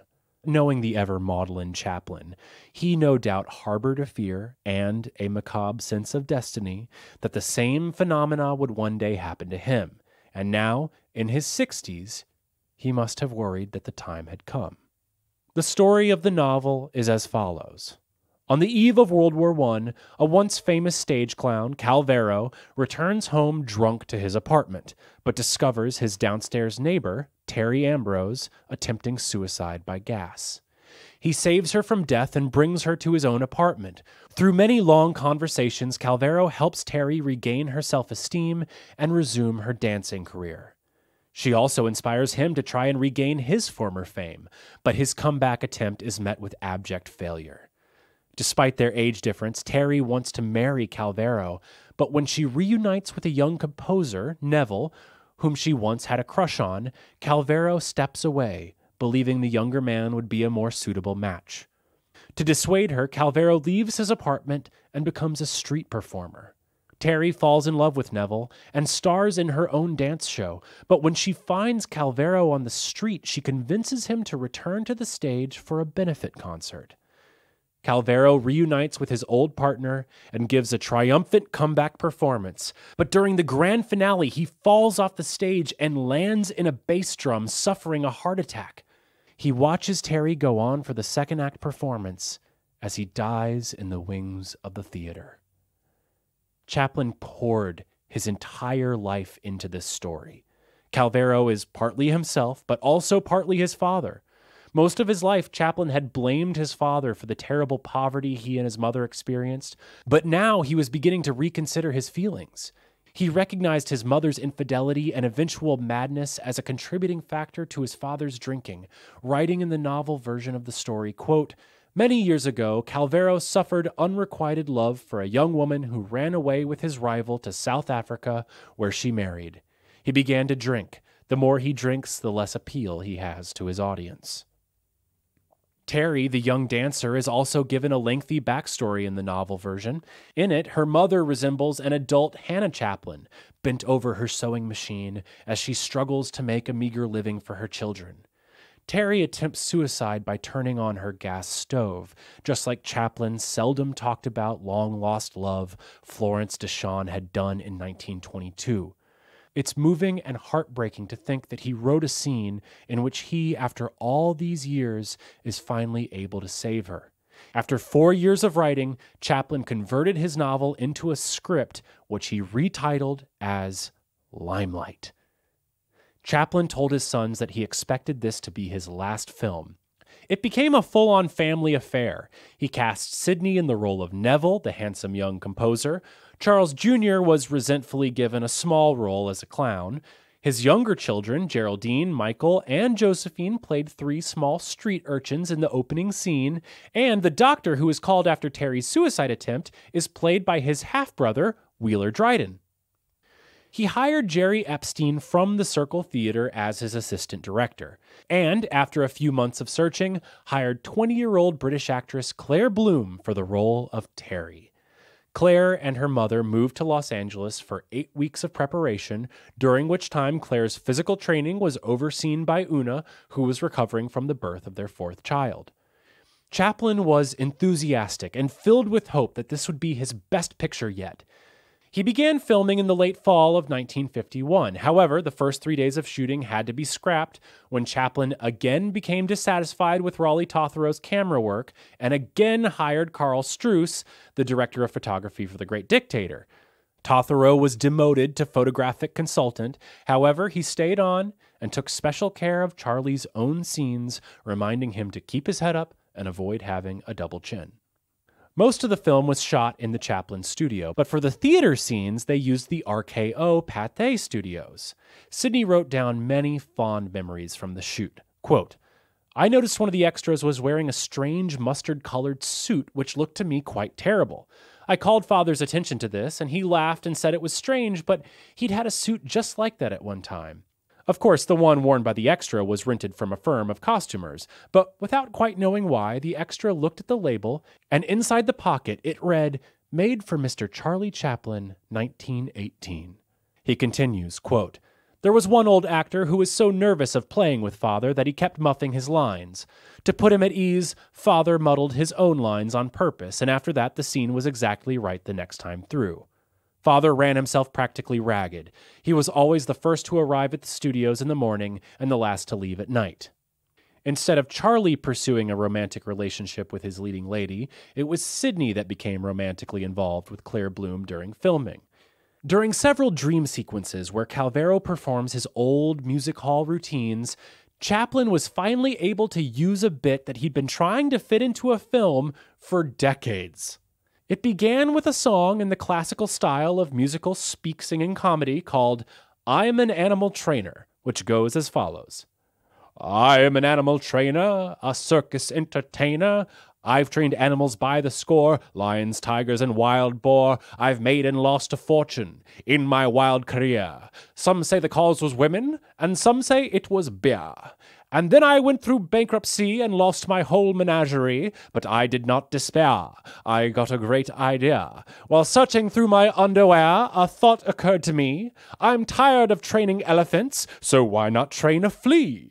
He follows this song with a flea circus act in which he mimes the intricate movements of fleas jumping from hand to hand, illustrating the non-existent insect's tricks with just his eyes. Now, I never found a good way to fit this into previous episodes, but throughout his career, Chaplin had continuously tried to make this flea circus gag work. Historians have recently uncovered archival footage of an unfinished Chaplin short from about 1922 titled The Professor. You can watch it on YouTube. It features Chaplin in a non-Tramp outfit with a long mustache, long coat, and silk hat, and he carries a suitcase labeled Professor Bosco's Flea Circus. He opens the suitcase and through an intricate mime routine illustrates the elaborate world of the fleas as they dance, perform tricks, and inevitably bite him. Who knows where this idea came from or why Chaplin was so obsessed with it, but he would go on to try and insert this gag into The Circus and The Great Dictator, sometimes taking weeks of production to film sequences he would later discard. Now, 30 years after his first attempt, Chaplin would finally bring the Professor to life through one of Calvero's stage acts. The next day of shooting, a hushed silence came over the set. The crew held their breath as Limelight's most famous bit player entered the building, Buster Keaton. Keaton had been hired to play Chaplin's comedy partner for the final performance, and outside of a few seconds in a 1922 promotional film, this was the only time the two titans of silent comedy had ever shared the screen together. Keaton's career and personal life had become erratic through the previous 2 decades, although by the late 40s he had finally found stability with his wife Eleanor Norris. Like Una O'Neill, Eleanor Norris was much younger than Buster Keaton, but the relationship would last until Keaton's death. On stage together, Chaplin and Keaton did not disappoint. The two comedy pros began playing, each trying to upstage the other. Claire Bloom felt that, quote, some of Keaton's gags may have been a little too incandescent for Chaplin because, laugh as he did at the rushes in the screening room, Chaplin didn't see fit to allow them all into the final version of the film. The entire Chaplin-Keaton double act is truly one of the highlights of this movie and really just has to be seen to be enjoyed. So please go out and watch it. Shooting wrapped in January, only 2 weeks over schedule. In total, principal photography lasted a lean 55 days. In August, the final prints were prepared for a preview at Paramount Studios. Journalist Sidney Skolsky describes the event, quote, the guest list ranged from Humphrey Bogart to Doris Duke to several old ladies who had worked with Chaplin since the Gold Rush. Chaplin, who wrote, produced, directed, and starred in the picture, had to do everything. He even ushered at this preview. When the picture started, the little gray-haired man sat at the dial controls in the rear of the room and regulated the sound for the picture. It was the most exciting night I have ever spent in a projection room. There was drama and history in that room. There was comedy and drama on the screen. When the lights went up, the entire audience stood up and applauded and shouted, "Bravo!" It was as if all Hollywood was paying tribute to Charlie Chaplin. The little gray-haired fellow walked up to the platform. He said, "Thank you. I was very scared. You are the first people in the world who have seen this picture. I don't want to keep you any longer, but I do want to say thank you." Then a woman in the audience shouted, "No, thank you," and the rest of the audience chimed in. Somehow, I think this is the key to Limelight. It doesn't matter whether some people think it is good, some people think it is great. This is no ordinary picture made by an ordinary man. This is a great hunk of celluloid history and emotion, and I think everybody who is genuinely interested in the movies will say, thank you. Based on this response, Chaplin believed he had yet another hit on his hands, and that the reflective nature of the film would insulate him from previously angry American audiences. Additionally, United Artists, which was now under new management, was banking on Limelight to finally lift them out of the financial burden that had dogged the company since The Great Dictator. To complete the sentimental circle, Chaplin decided to hold his first ever world premiere in his boyhood home of London. The entire Chaplin family traveled to New York, and despite some cold interactions with the press, Limelight was already beginning to receive positive reviews. The Chaplin family embarked for England on the Queen Elizabeth on September 17th, 1952. But after 2 days at sea, a radio news report declared the unthinkable. The United States Attorney General James McGranery had rescinded Chaplin's re-entry permit and ordered the INS to hold him for hearings when or if he attempted to re-enter the country. This action was being taken on the grounds that the Justice Department is permitted to bar aliens for morals, health of insanity, or for advocating communism or associating with communists. In secret meetings prior to Chaplin's departure, McGranery had colluded with J. Edgar Hoover to pressure the INS into revoking Chaplin's re-entry permit because of moral turpitude. 40 years after he first arrived as a Carno comedian, Charlie Chaplin was no longer permitted in the United States. When the Queen Elizabeth arrived at Southampton, she brought Charlie Chaplin back to the old country again after a long absence. Reporters swarmed round him, of course, and he seemed positively to enjoy a little autograph signing. Well, Mr. Chaplin, it's nice to see you back again. And it's nice to be here, I assure you. Grand. On the question of his return to America, this is all he had to say at the time. I can only reiterate what I said before. I suppose I presume that that's already been published. Thank you very much. Thank you indeed. When they reached Waterloo, there was naturally a great welcome in store for the Chaplin family. A new generation had grown up since Charlie was last here, but that in no way detracted from the universal interest in the arrival of the world-famous film star comedian. Welcome to Britain, Mr. and Mrs. Charles Chaplin. The British rallied to Chaplin's side, welcoming back their prodigal son with open arms.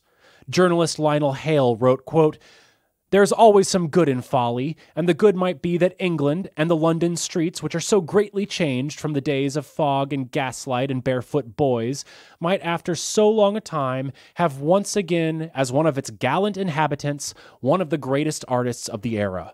British MPs took easy political victories, publicly demanding that the U.S. allow Chaplin to re-enter the country, and some American politicians back home denounced Chaplin's persecution.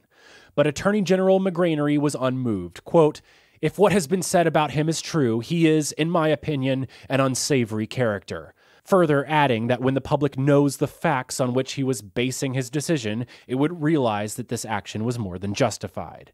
Declassified documents now reveal that the FBI had found zero evidence to support its belief that Chaplin was a communist, and should he try to return, McGranery planned on asking Chaplin if he had procured 2 illegal abortions for Joan Barry. If he said yes, he would be denied entry. If he said no, he would be accused of perjury. McGranery was facing pressure from more than just J. Edgar Hoover. President Truman, having faced early criticism for being too light on communism, had pushed his government to continue the witch hunt. In the months leading up to his exile, Hedda Hopper, whose hatred of Chaplin had only grown over the years, was single-handedly lobbying sitting members of Congress to deport him. She received a letter from then California Senator Richard Nixon. Quote, "Dear Hedda, I agree with you that the way the Chaplin case has been handled has been a disgrace for years. Unfortunately, we aren't able to do much about it when the top decisions are made by the likes of McGranery. You can be sure, however, that I will keep my eye on the case, and possibly after January, we will be able to work with the administration, which will apply the same rules to Chaplin as they do to ordinary citizens. Cordially, Dick Nixon. For those keeping track, that's now 3 sitting or future presidents advocating for Chaplin's removal from the country. Conservative groups were quick to jump into action. The American Legion, a nonprofit veterans group, adopted a resolution urging distributors to withdraw Limelight from their theaters. They organized picketing and, quote, other publicity measures to carry out this plan. At a showing of the film in Dubuque, Iowa, the audience started a riot, running up and down the aisles and tearing up seats from the floor. The police were called, and the film was pulled from the screen. Soon after, Fox, Lowe's, and RKO pulled Limelight from U.S. distribution. Hedda Hopper wrote, quote, no one can deny that Chaplin is a good actor. That doesn't give him the right to go against our customs, to abhor everything we stand for, to throw our hospitality back in our faces. I abhor what he stands for. Good riddance to bad rubbish. It's incredible to consider the deep historical irony of everything that had just happened. Chaplin was once the most beloved man in the entire world, the man who had made 1 billion people laugh, and the man who was the poster child for the American dream and capitalism as a whole, the man who had stood up to Hitler when few else would, the man who turned American cinema into a universal language, had become trapped in the machinery of American persecution, just like the little tramp had become trapped in the cogs of industry. He was not a communist, and he certainly was not a spy. Instead, he proves to be a powerful example of how propagandistic repression works. His enemies constructed a false subversive image based on stereotypes. Much of the cited evidence against Chaplin was true, but his persecutors relied on half-truths, twisted contexts, and false framing of events to construct the image that they wanted. Finally, they used his sexual behavior to fuel the witch hunt. And while there were things he did that no doubt were wrong, I personally have to remind myself that this country was founded on a Puritan hatred of sexuality in all of its forms, and that each of us must ask ourselves, when does private behavior justify political and professional excommunication? The new heads of United Artists, Robert Benjamin and Arthur Krim, fought valiantly to save the film, using their few allies in the press and arranging meetings with politicians and religious leaders to try and stop the blowback. However, Chaplin himself often undercut their efforts. Still expecting huge distribution percentages like he had gotten for City Lights and The Great Dictator, he vetoed several deals with prominent theater chains. His gambler's luck had finally run out. As Robert Benjamin wrote, quote, everybody has been working hour by hour on Limelight as a crusade, not a distribution venture, and the real beneficiary fails to appreciate this. UA is devoting itself substantially to Limelight to the detriment of its other product. Back in England, Chaplin did his best to keep up appearances, showing Una his boyhood home and attending the Limelight premiere press circuit. He then traveled to Paris for the French premiere, where he had dinner with Pablo Picasso and Jean-Paul Sartre. The next day, Chaplin and Una visited Picasso's studio, but the visit wasn't pleasant. Picasso hated Limelight, writing, quote, when he starts reaching for the heartstrings, maybe he impresses Chagall, but it doesn't go down with me. It's just bad literature. He also derided Chaplin for getting old, quote, time has conquered him and turned him into another person. Now he's a lost soul, just another actor in search of his individuality, and he won't be able to make anybody laugh. Picasso's wife later commented that the aging Picasso actually related deeply to Limelight, and it hit a little too close to home. For his part, Chaplin hit back in his autobiography, calling Picasso's studio, quote, the most deplorable barn-like garret that even Chatterton would have been loath to die in. Despite this social sniping, Chaplin tactfully avoided commenting on the situation in the United States, fearing his fortune back in LA might be seized. On November 17th, Una took a flight from London to New York. There, she was joined by Arthur Kelly, and the two of them traveled to Los Angeles, and in 2 days, she managed to safely remove all valuable assets, transfer the bank accounts, and prepare the studio and Chaplin home for sale. During this chaotic time, she found the FBI had been relentless in interrogating anyone associated with Chaplin. The most tragic victim in this was Charlie's half-brother, Wheeler Dryden. Without a job at the studio and having been questioned multiple times by the FBI, Wheeler fell into paranoia. He became convinced that agents were poisoning his food. His few friends did the best they could to get him out of the house, but noticed that he was constantly looking over his shoulder, fearing that someone might be following him. He gradually fell into ill health and died in 1957 at the age of 65. Una returned to London after 5 days. It would be the longest time she and Charlie were ever apart. The Chaplin family relocated to Switzerland. Chaplin had disliked the country when he first visited with Douglas Fairbanks in 1931, but now Switzerland, and its favorable tax and banking laws, proved to be the most financially advantageous place to settle down. In January 1953, the Chaplins moved into the Manoir des Bains, a house in Vevey, Switzerland. It was an elegant 15-room villa close to the northeastern shore of Lake Geneva. The home sat on 37 acres, including a park, an orchard, and a garden. By the end of the year, his L.A. home and the famed Chaplin studio were sold. Chaplin formally handed back his U.S. re-entry permit with a public statement, quote, "I have been the object of lies and vicious propaganda by powerful reactionary groups who, by their influence and by the aid of America's yellow press, have created an unhealthy atmosphere in which liberal-minded individuals can be singled out and persecuted. Under these conditions, I find it virtually impossible to continue my motion picture work, and I have therefore given up my residence in the United States." The FBI sent a memo to its agents warning them that this may be a trick, and Chaplin would actually try to re-enter the country in disguise. Una soon renounced her own American citizenship, and finally, in March 1955, Chaplin sold off his remaining interests in United Artists. In Vevey, the Chaplins became members of a strange community of exiled royals. The former king and queen of Italy, the former queens of Spain and Albania, and the former kings of Bulgaria and Yugoslavia all lived within a 50-mile radius. They began to attend strange parties where the old customs of court were still being upheld by this sad cadre of banished monarchs. These surreal circumstances, combined with his need to channel his anger into satire, led Chaplin, now 66 years old, to announce that he was coming out of retirement and beginning production for what would be his 80th film, A King in New York. He had worked on the script periodically over 2 years, and now, in 1955, with the help of Jerry Epstein, he had set up a new production company and was renting Shepperton Studios in London for filming. The story goes like this. After being deposed by a revolution, King Igor Shadov comes to New York City only to discover that his wealth has been stolen by his former prime minister.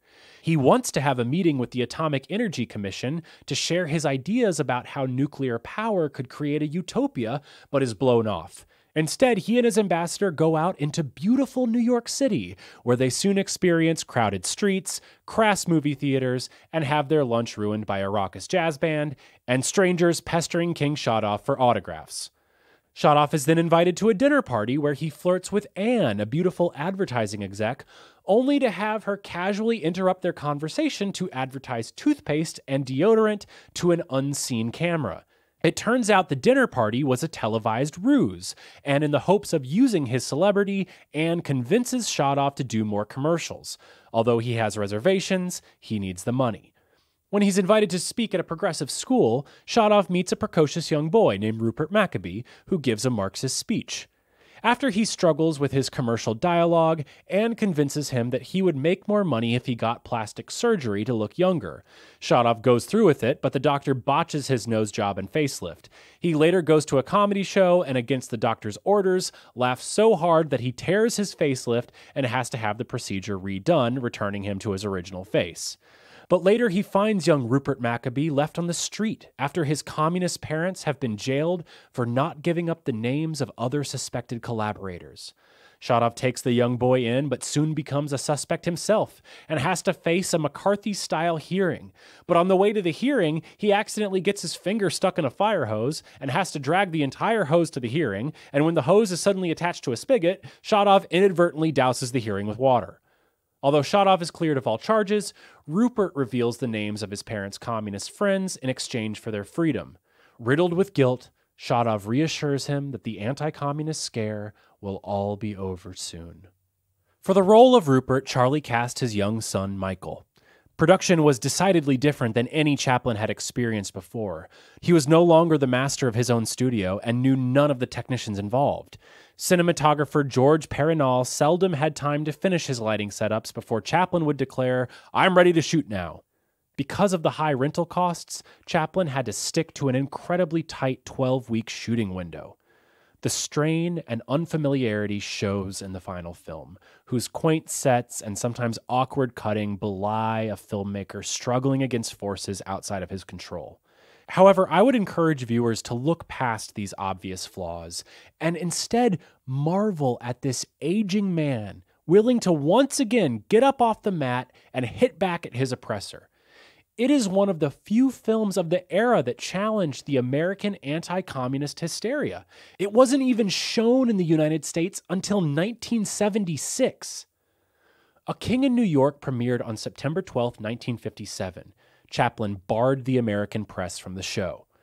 The reception was decidedly mixed. Playwright John Osborne wrote, quote, "In some ways, A King in New York must be his most bitter film. It is calculated, passionate rage clinched uncomfortably into the kindness. It is calculated, passionate rage clinched uncomfortably into the kindness of an astonishing comic personality.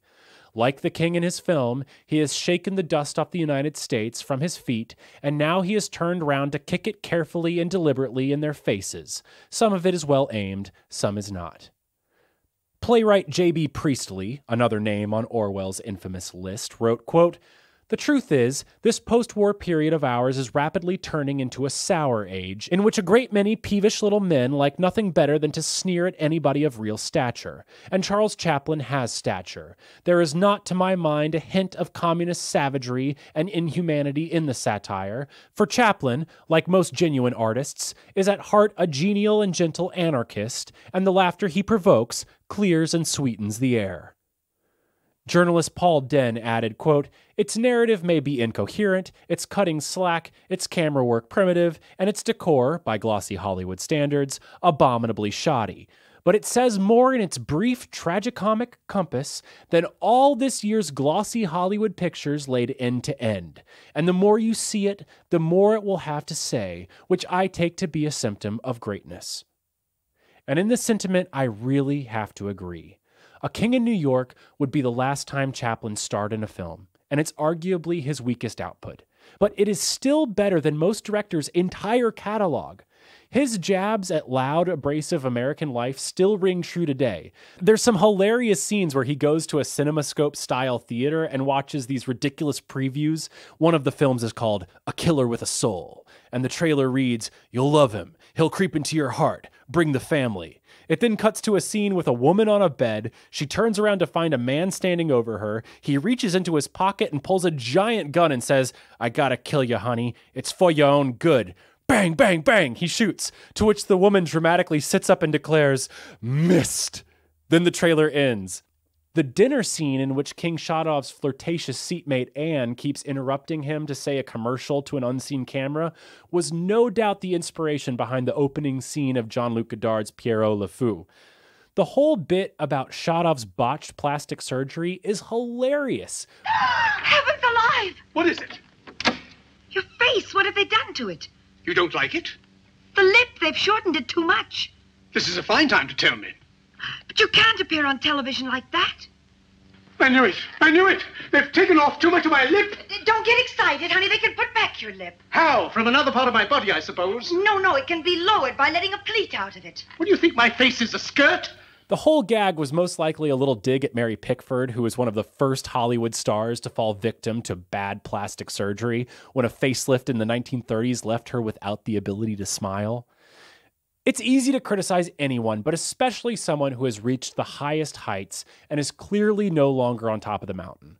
But if we do, we are missing the point. The point is whether or not the individual is operating by any kind of underlying principles, for they, in my opinion, are what give a piece of work value.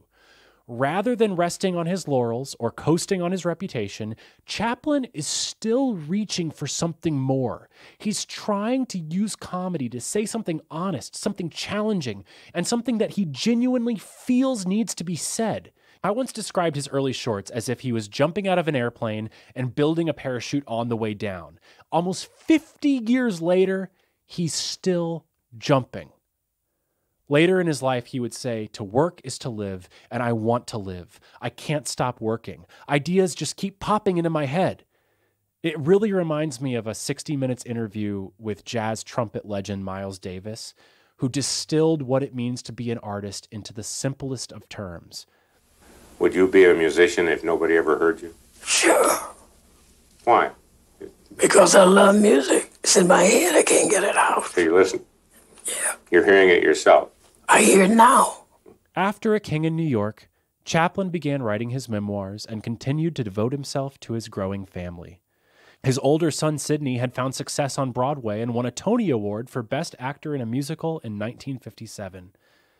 In 1958, when the Hollywood Chamber of Commerce announced the Hollywood Walk of Fame, Chaplin's name was conspicuously missing from the pioneering stars who were to be honored. Mary Pickford denounced the omission as ridiculous. Charles Chaplin Jr., who had fallen out with his father over differences of politics and career, tried in vain to file suit against the chamber to change their policy.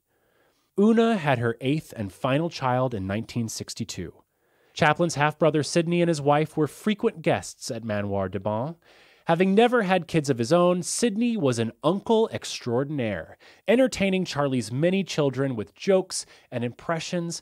And in what I find so touching, he even wrote long letters to the older kids filled with pages and pages of jokes, for which he kept carbon copies to make sure that he never repeated himself. These years were captured by Una with her beloved 8mm film camera. The family made frequent trips to the local circus, often inviting clowns, performers, and animals back to their home for an after-party. Despite the growing number of children, Chaplin and Una maintained an impenetrable bond that sometimes caused tension between them and the kids. Author Jane Scavell wrote, quote, "The delight that Una and Charlie took in each other's company tended to isolate them in that self-sufficient world of love. Problems between the Chaplin parents and children arose not because Una and Charlie were uncaring or disunited in their concern for their youngsters, but simply because he wanted her all to himself." Chaplin was, by all accounts, a caring, albeit strict father. He tried to provide the paternal discipline that he never received and always wanted, and yet was just as conflict-averse as he had been as a director, leaving much of the discipline to the children's nannies. Most of the children were sent for periods of time to strict boarding schools. Furthermore, as the richest and most famous family in the area, the kids felt isolated from their schoolmates. Geraldine quickly left home to join the Royal Ballet School. Michael was soon to follow, throwing himself into the swinging 60s London counterculture, where he acted, recorded pop songs, struggled with drug addiction, and fathered a child.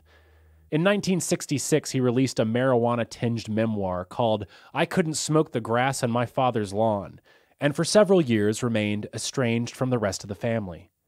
Charlie spent 6 years writing his autobiography, which was finally released to massive sales in 1964. Now, I've given my opinions deriding the reliability of this book throughout the episodes, but it is a fun and engaging read. Upon publishing, many of the surviving collaborators of Chaplin were deeply hurt to discover that he made no mention of them whatsoever. And he spends pages and pages going on about hanging out at Hearst Castle, yet barely mentions Rolly Tothero, Henry Bergman, Max Swain, Eric Campbell, Wheeler Dryden, Albert Austin, and Georgia Hale. Perhaps the most notable omission is Stan Laurel, his one-time Carnot roommate, who had since gone on to be a massive success. Although it is not confirmed, many believe it was Laurel's brief time working as a Chaplin impersonator in 1916 that forever poisoned their relationship. After decades of collaborating and fighting, Mary Pickford was portrayed in the book as a frigid miser. Years after the publication of the book, Doug Fairbanks Jr., who had spent a lot of time with the Chaplins in London, went to his legendary stepmother with the hope of staging a reconciliation. Pickford was now bedridden, still in her legendary mansion of Pickfair. After listening for a few beats, Mary looked at her stepson and said, quote, "I don't care, he's still a son of a bitch." In 1965, Chaplin's older half-brother, Sidney, died in Nice at the age of 80. He was cremated and his ashes were buried in Switzerland, thus severing the final remaining tie to Charlie's boyhood in London. Struggling to deal with his grief, Chaplin began pre-production on what would be his final film. During the first half of the 1960s, as the United States began to become more liberal, Chaplin's reputation had grown in esteem. Many now saw him as America's persecuted genius, and the rise of European auteurs such as Bergman, Antonioni, and Jean-Luc Godard rekindled interest in early jack-of-all-trade filmmakers. Chaplin decided to return to a script originally inspired by his European lover May Reeves and written for his ex-wife Paulette Goddard. It was called A Countess from Hong Kong. The story was about an American diplomat, Ogden Mears, who, while on a layover in Hong Kong, meets Natasha, a Russian countess whose parents fled to Hong Kong after the Russian Revolution. As his boat sets sail, Natasha hides in his cabin to escape her life as a prostitute. Dealing with a failing marriage back home, Ogden reluctantly agrees to let her stay, but they have to figure out a way to get her off the ship once it docks. They decide she should marry his middle-aged valet, Hudson. Hudson, however, tries to consummate the relationship, and when the boat docks in Honolulu, she jumps overboard and swims ashore. Ogden is soon joined by his conservative wife, but when he tells her of Natasha, she speaks disparagingly of the woman. Natasha is informed that her citizenship has been accepted, but she must remain in Honolulu, as Ogden and his wife board a ship departing for the mainland. As Natasha sits alone in the hotel's cabaret, she is surprised by Ogden. He has left his wife and returned to Honolulu, and the two of them dance together. The film was to be produced by Universal's European division. It was to be Chaplin's first film in color and first shot on anamorphic wide lenses. Filming was set to take place at Pinewood Studios just outside of London. And for the leads, Chaplin cast two of the biggest stars of the day, Sophia Loren and Marlon Brando. Brando accepted the role without reading the script, claiming Chaplin was, quote, probably the most talented man that the money has ever put to... Okay, I promise. I won't do Brando. I promise. Okay, Chaplin was, quote, probably the most talented man the medium has ever produced. But very quickly, the temperamental actor and Chaplin began to clash on set. Brando was the poster child for modern acting. Having been trained by Stella Adler, he had revolutionized the art form with his realistic performances in A Streetcar Named Desire and On the Waterfront.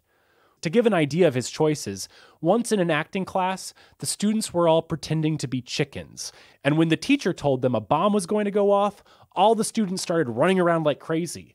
Only Brando didn't move. He kept clucking along in the middle of the classroom. When the teacher asked him why he didn't run, Brando said, "I'm a chicken. What do I know about a bomb?" It's so funny because intellectually, Brando and Chaplin believed the same thing, that in order to be good, an actor must never be seen acting. However, they couldn't be more different into how they got those results. Brando relied on the system passed down from Stanislavski, where each character had an objective and each moment was defined by a single action in pursuit of that objective. If he was ever asked to do anything that didn't make sense, then it wasn't worth doing. Furthermore, he was notoriously difficult on set. He would insist on rewriting lines he didn't like and threatened to quit any production that did not adhere to his wishes. Combining Brando with Chaplin, a director who expects all his actors to imitate him without question, what could possibly go wrong? The answer? Everything. Brando immediately regretted saying yes to this project. He hated the script and he hated Charlie's direction. When he showed up late for work, Chaplin yelled at him in front of the entire crew. Accustomed to being in control wherever he went, Brando took out his frustrations on Sophia Loren. He would comment on her nose hairs during a love scene. He would chauvinistically spank her whenever she walked by. Chaplin quickly tried to put an end to his antics, telling Brando that if he didn't stop, he would take the issues public, saying, quote, "You call a press conference and I'll call one, and we'll see who gets the biggest audience." Brando fell in line, but clearly phoned in his performance. A week before the end of shooting, Chaplin got into costume for the last time, playing an elderly steward who becomes seasick. It was a brief gag that harkened back to some of his earliest films. A Countess from Hong Kong premiered in London on January 5th, 1967. It was a critical and commercial flop.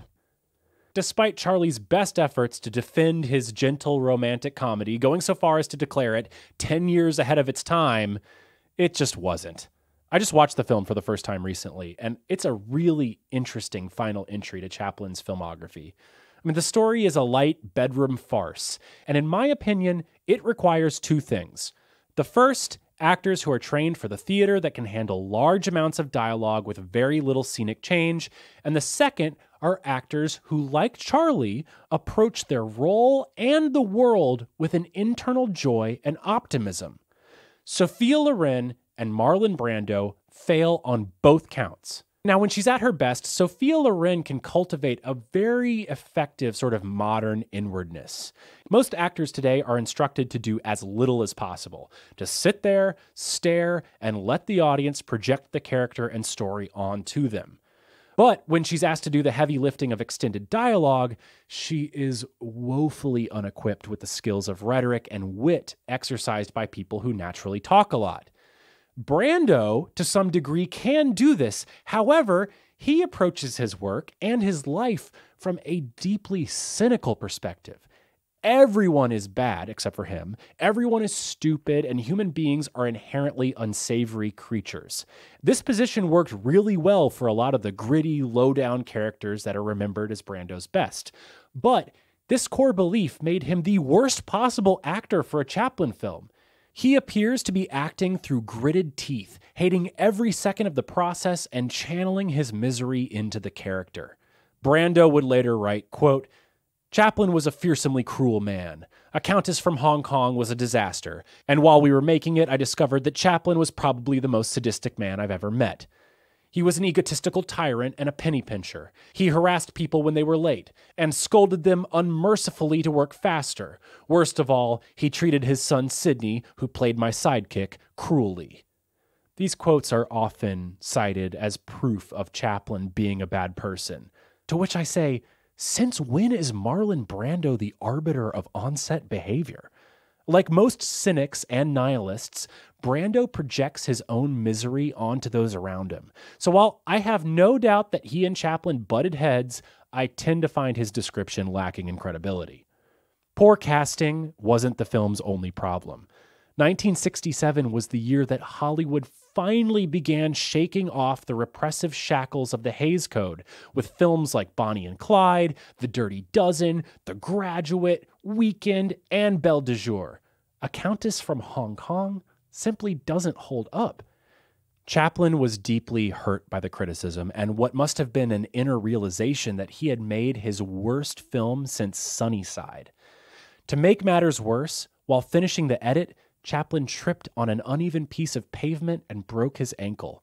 Unbelievably, this was the first time in his life he had ever broken a bone, and now, at 77 years of age, his mobility was greatly limited. The following year brought even more bad news. His eldest son, Charlie Jr., died at his grandmother's home in California. Always the more serious and brooding of the two brothers, his acting career never caught a break, and while serving in the Army during World War II, he had developed a drinking problem. Many hard years and 2 failed marriages later, he died from a pulmonary embolism after years of alcohol abuse and was laid to rest in the Hollywood Forever Cemetery beside his grandmother, Hannah. Chaplin continued to tinker with ideas for scripts. His main focus was a story called The Freak, which was about a little girl who awakens one morning to find that she has sprouted wings. Chaplin hoped to have his daughter Victoria star in the film, but when she suddenly eloped with a traveling French circus performer, the idea was scuttled. Chaplin would attempt to begin pre-production on this film several more times with Jerry Epstein until finally one day Una pulled Jerry aside and said, quote, "There is no picture. The freak will kill him." Instead, Una directed Chaplin to busy himself with writing scores for his remaining films, which would soon be re-released with the help of distributor Mo Rothman. Rothman worked his connections not only to make a fortune from Chaplin's back catalog, but to encourage the international film body to begin heaping lifetime achievements on the little tramp. Cannes Film Festival gave him a special award. He was invested as commander of the Légion d'honneur, the highest civilian honor in France. The Lincoln Center Film Society invited Chaplin to return to the U.S. for the first time since his exile, and soon, the Academy of Motion Picture Arts and Sciences, eager to right the wrongs of the 1950s, announced it would be awarding Chaplin with an honorary Oscar and invited him to attend the ceremony in Los Angeles. No legal changes had taken place since 1952. Illustrating the total insanity of the anti-communist witch hunt, his denied re-entry permit had simply been forgotten. Chaplin and Una went to New York, they saw old friends, and went to the ceremony at Lincoln Center. They were even honored by Mayor Lindsay. They then boarded a flight to Los Angeles, accompanied by actress Candice Bergen, who was reporting for Life magazine. She wrote of the flight, quote, "As they got nearer Los Angeles, he grew more and more nervous. Sure, he shouldn't have come. He looked fearful and trapped, but made a brave attempt to fight it. Oh well, he sighed. It wasn't so bad. After all, I met Una there." He found L.A. completely changed and unfamiliar. The new owners of Chaplin Studios, A&M Records, had done much to protect his legacy. They had the buildings declared a national monument and built a Chaplin museum in their lobby. They invited him to take part in a welcome-back ceremony, but Chaplin declined, opting instead to drive by on a Sunday when the studio was closed and content himself by looking through the gates. At a dinner held in his honor, Chaplin reunited with Tim Durant, Georgia Hale, and even Jackie Coogan, now bald for his role of Uncle Fester. The two embraced, and Chaplin said, quote, "What a pleasure to see you, little boy." At the Oscars, Chaplin and Una watched the show from a television in his dressing room.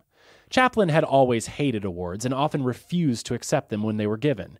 For years, he had used his special Oscar for The Circus as a doorstop. But now, as his name was called and the crowd cheered, he became overwhelmed with emotion. Thank you so much. This is an emotional moment for me. And words seem so futile, so feeble. I can only say that thank you for the honor of inviting me here. And, oh, you're wonderful. Sweet people. Thank you. When the presenter brought out a bowler hat and cane, inviting Chaplin to give one last Tramp performance, Chaplin took the bowler hat and attempted to make it pop off his head.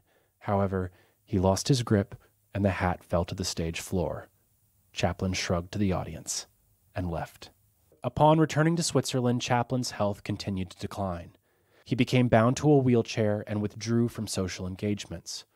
Una did everything she could, not only to care for the man, but to keep up his zest for life, saying, quote, "Charlie looked after me when I was young and needed looking after. It is now my turn to look after him. If love means anything at all, it must prevail in the bad times as well as the good." Privately, she feared of doing to Charlie what Carlotta had done to her father, and made great efforts to keep up their social calendar.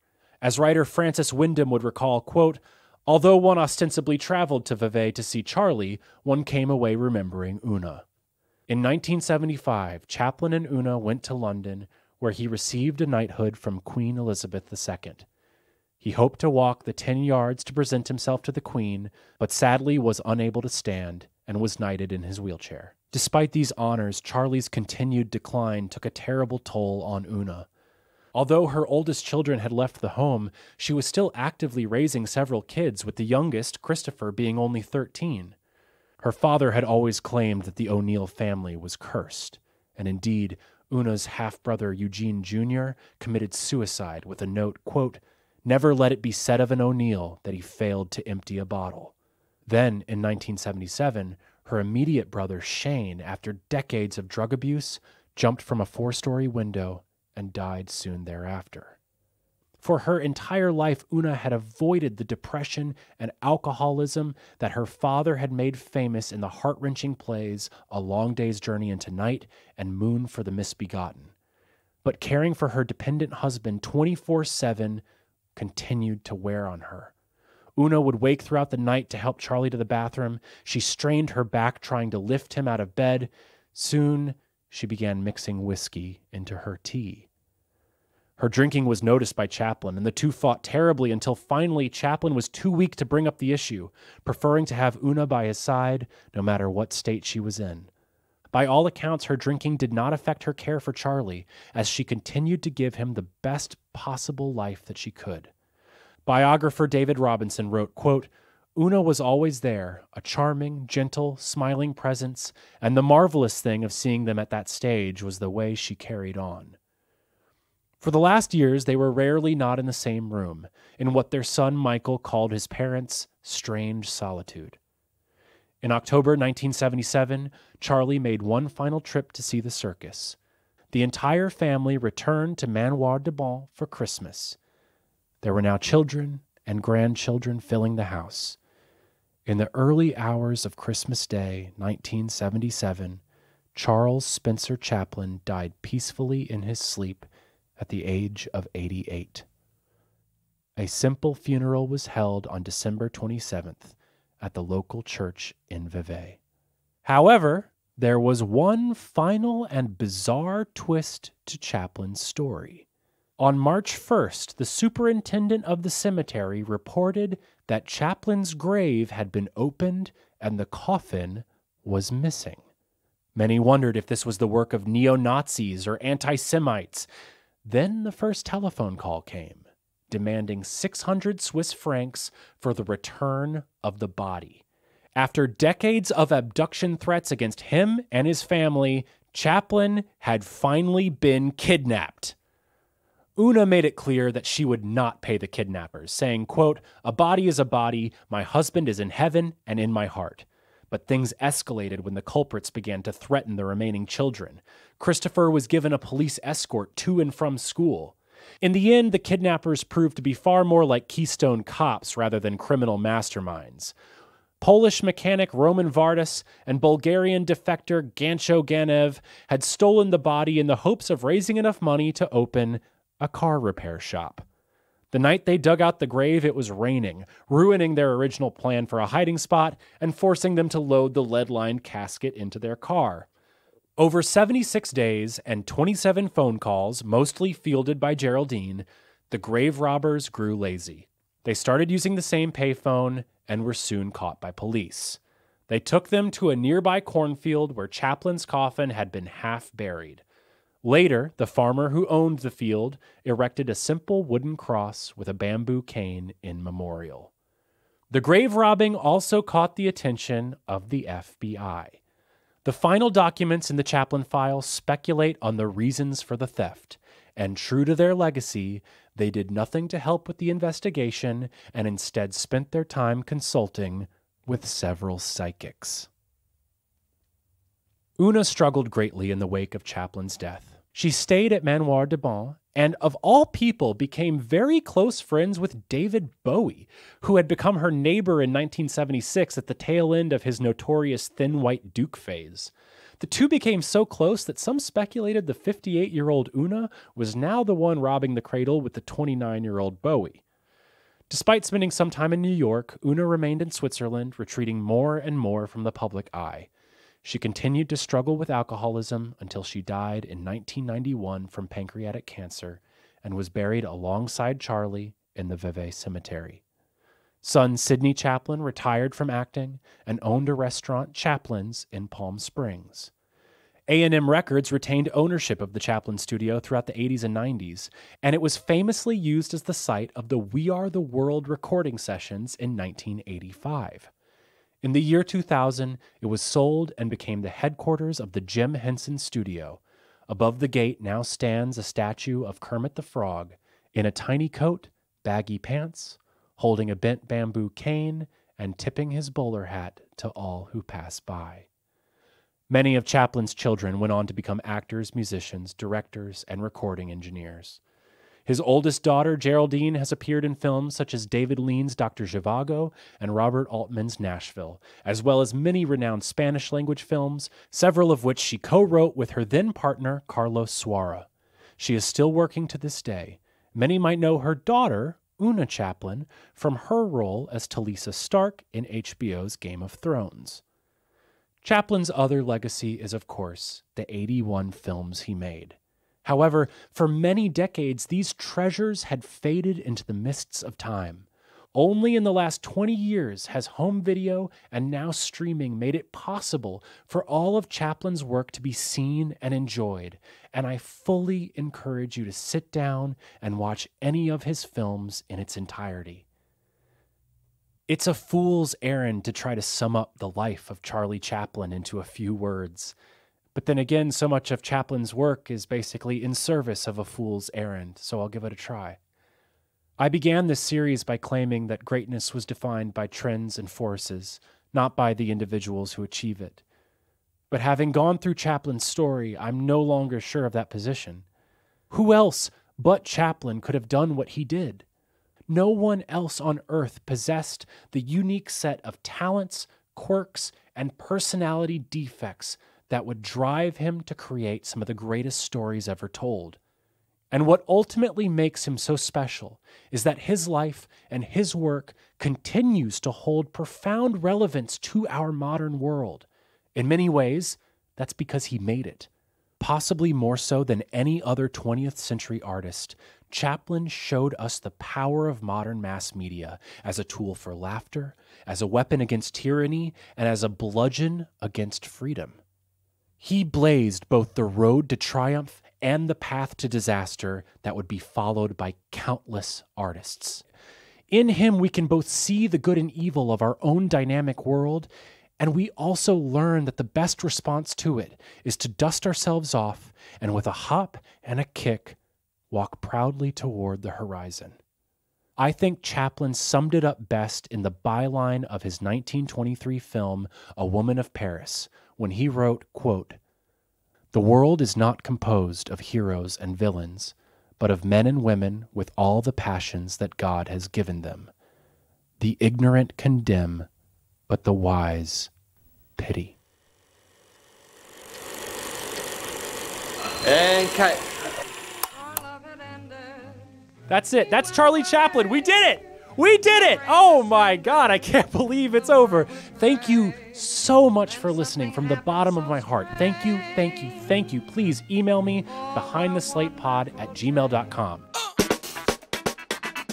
Coming soon, we are going to jump to the 1960s and meet an African-American poet, painter, and filmmaker who is sick and tired of having doors shut in his face. Using every trick at his disposal, he decides to make a series of films that would change the course of independent cinema and show the world what it means to get the man's foot out of your ass.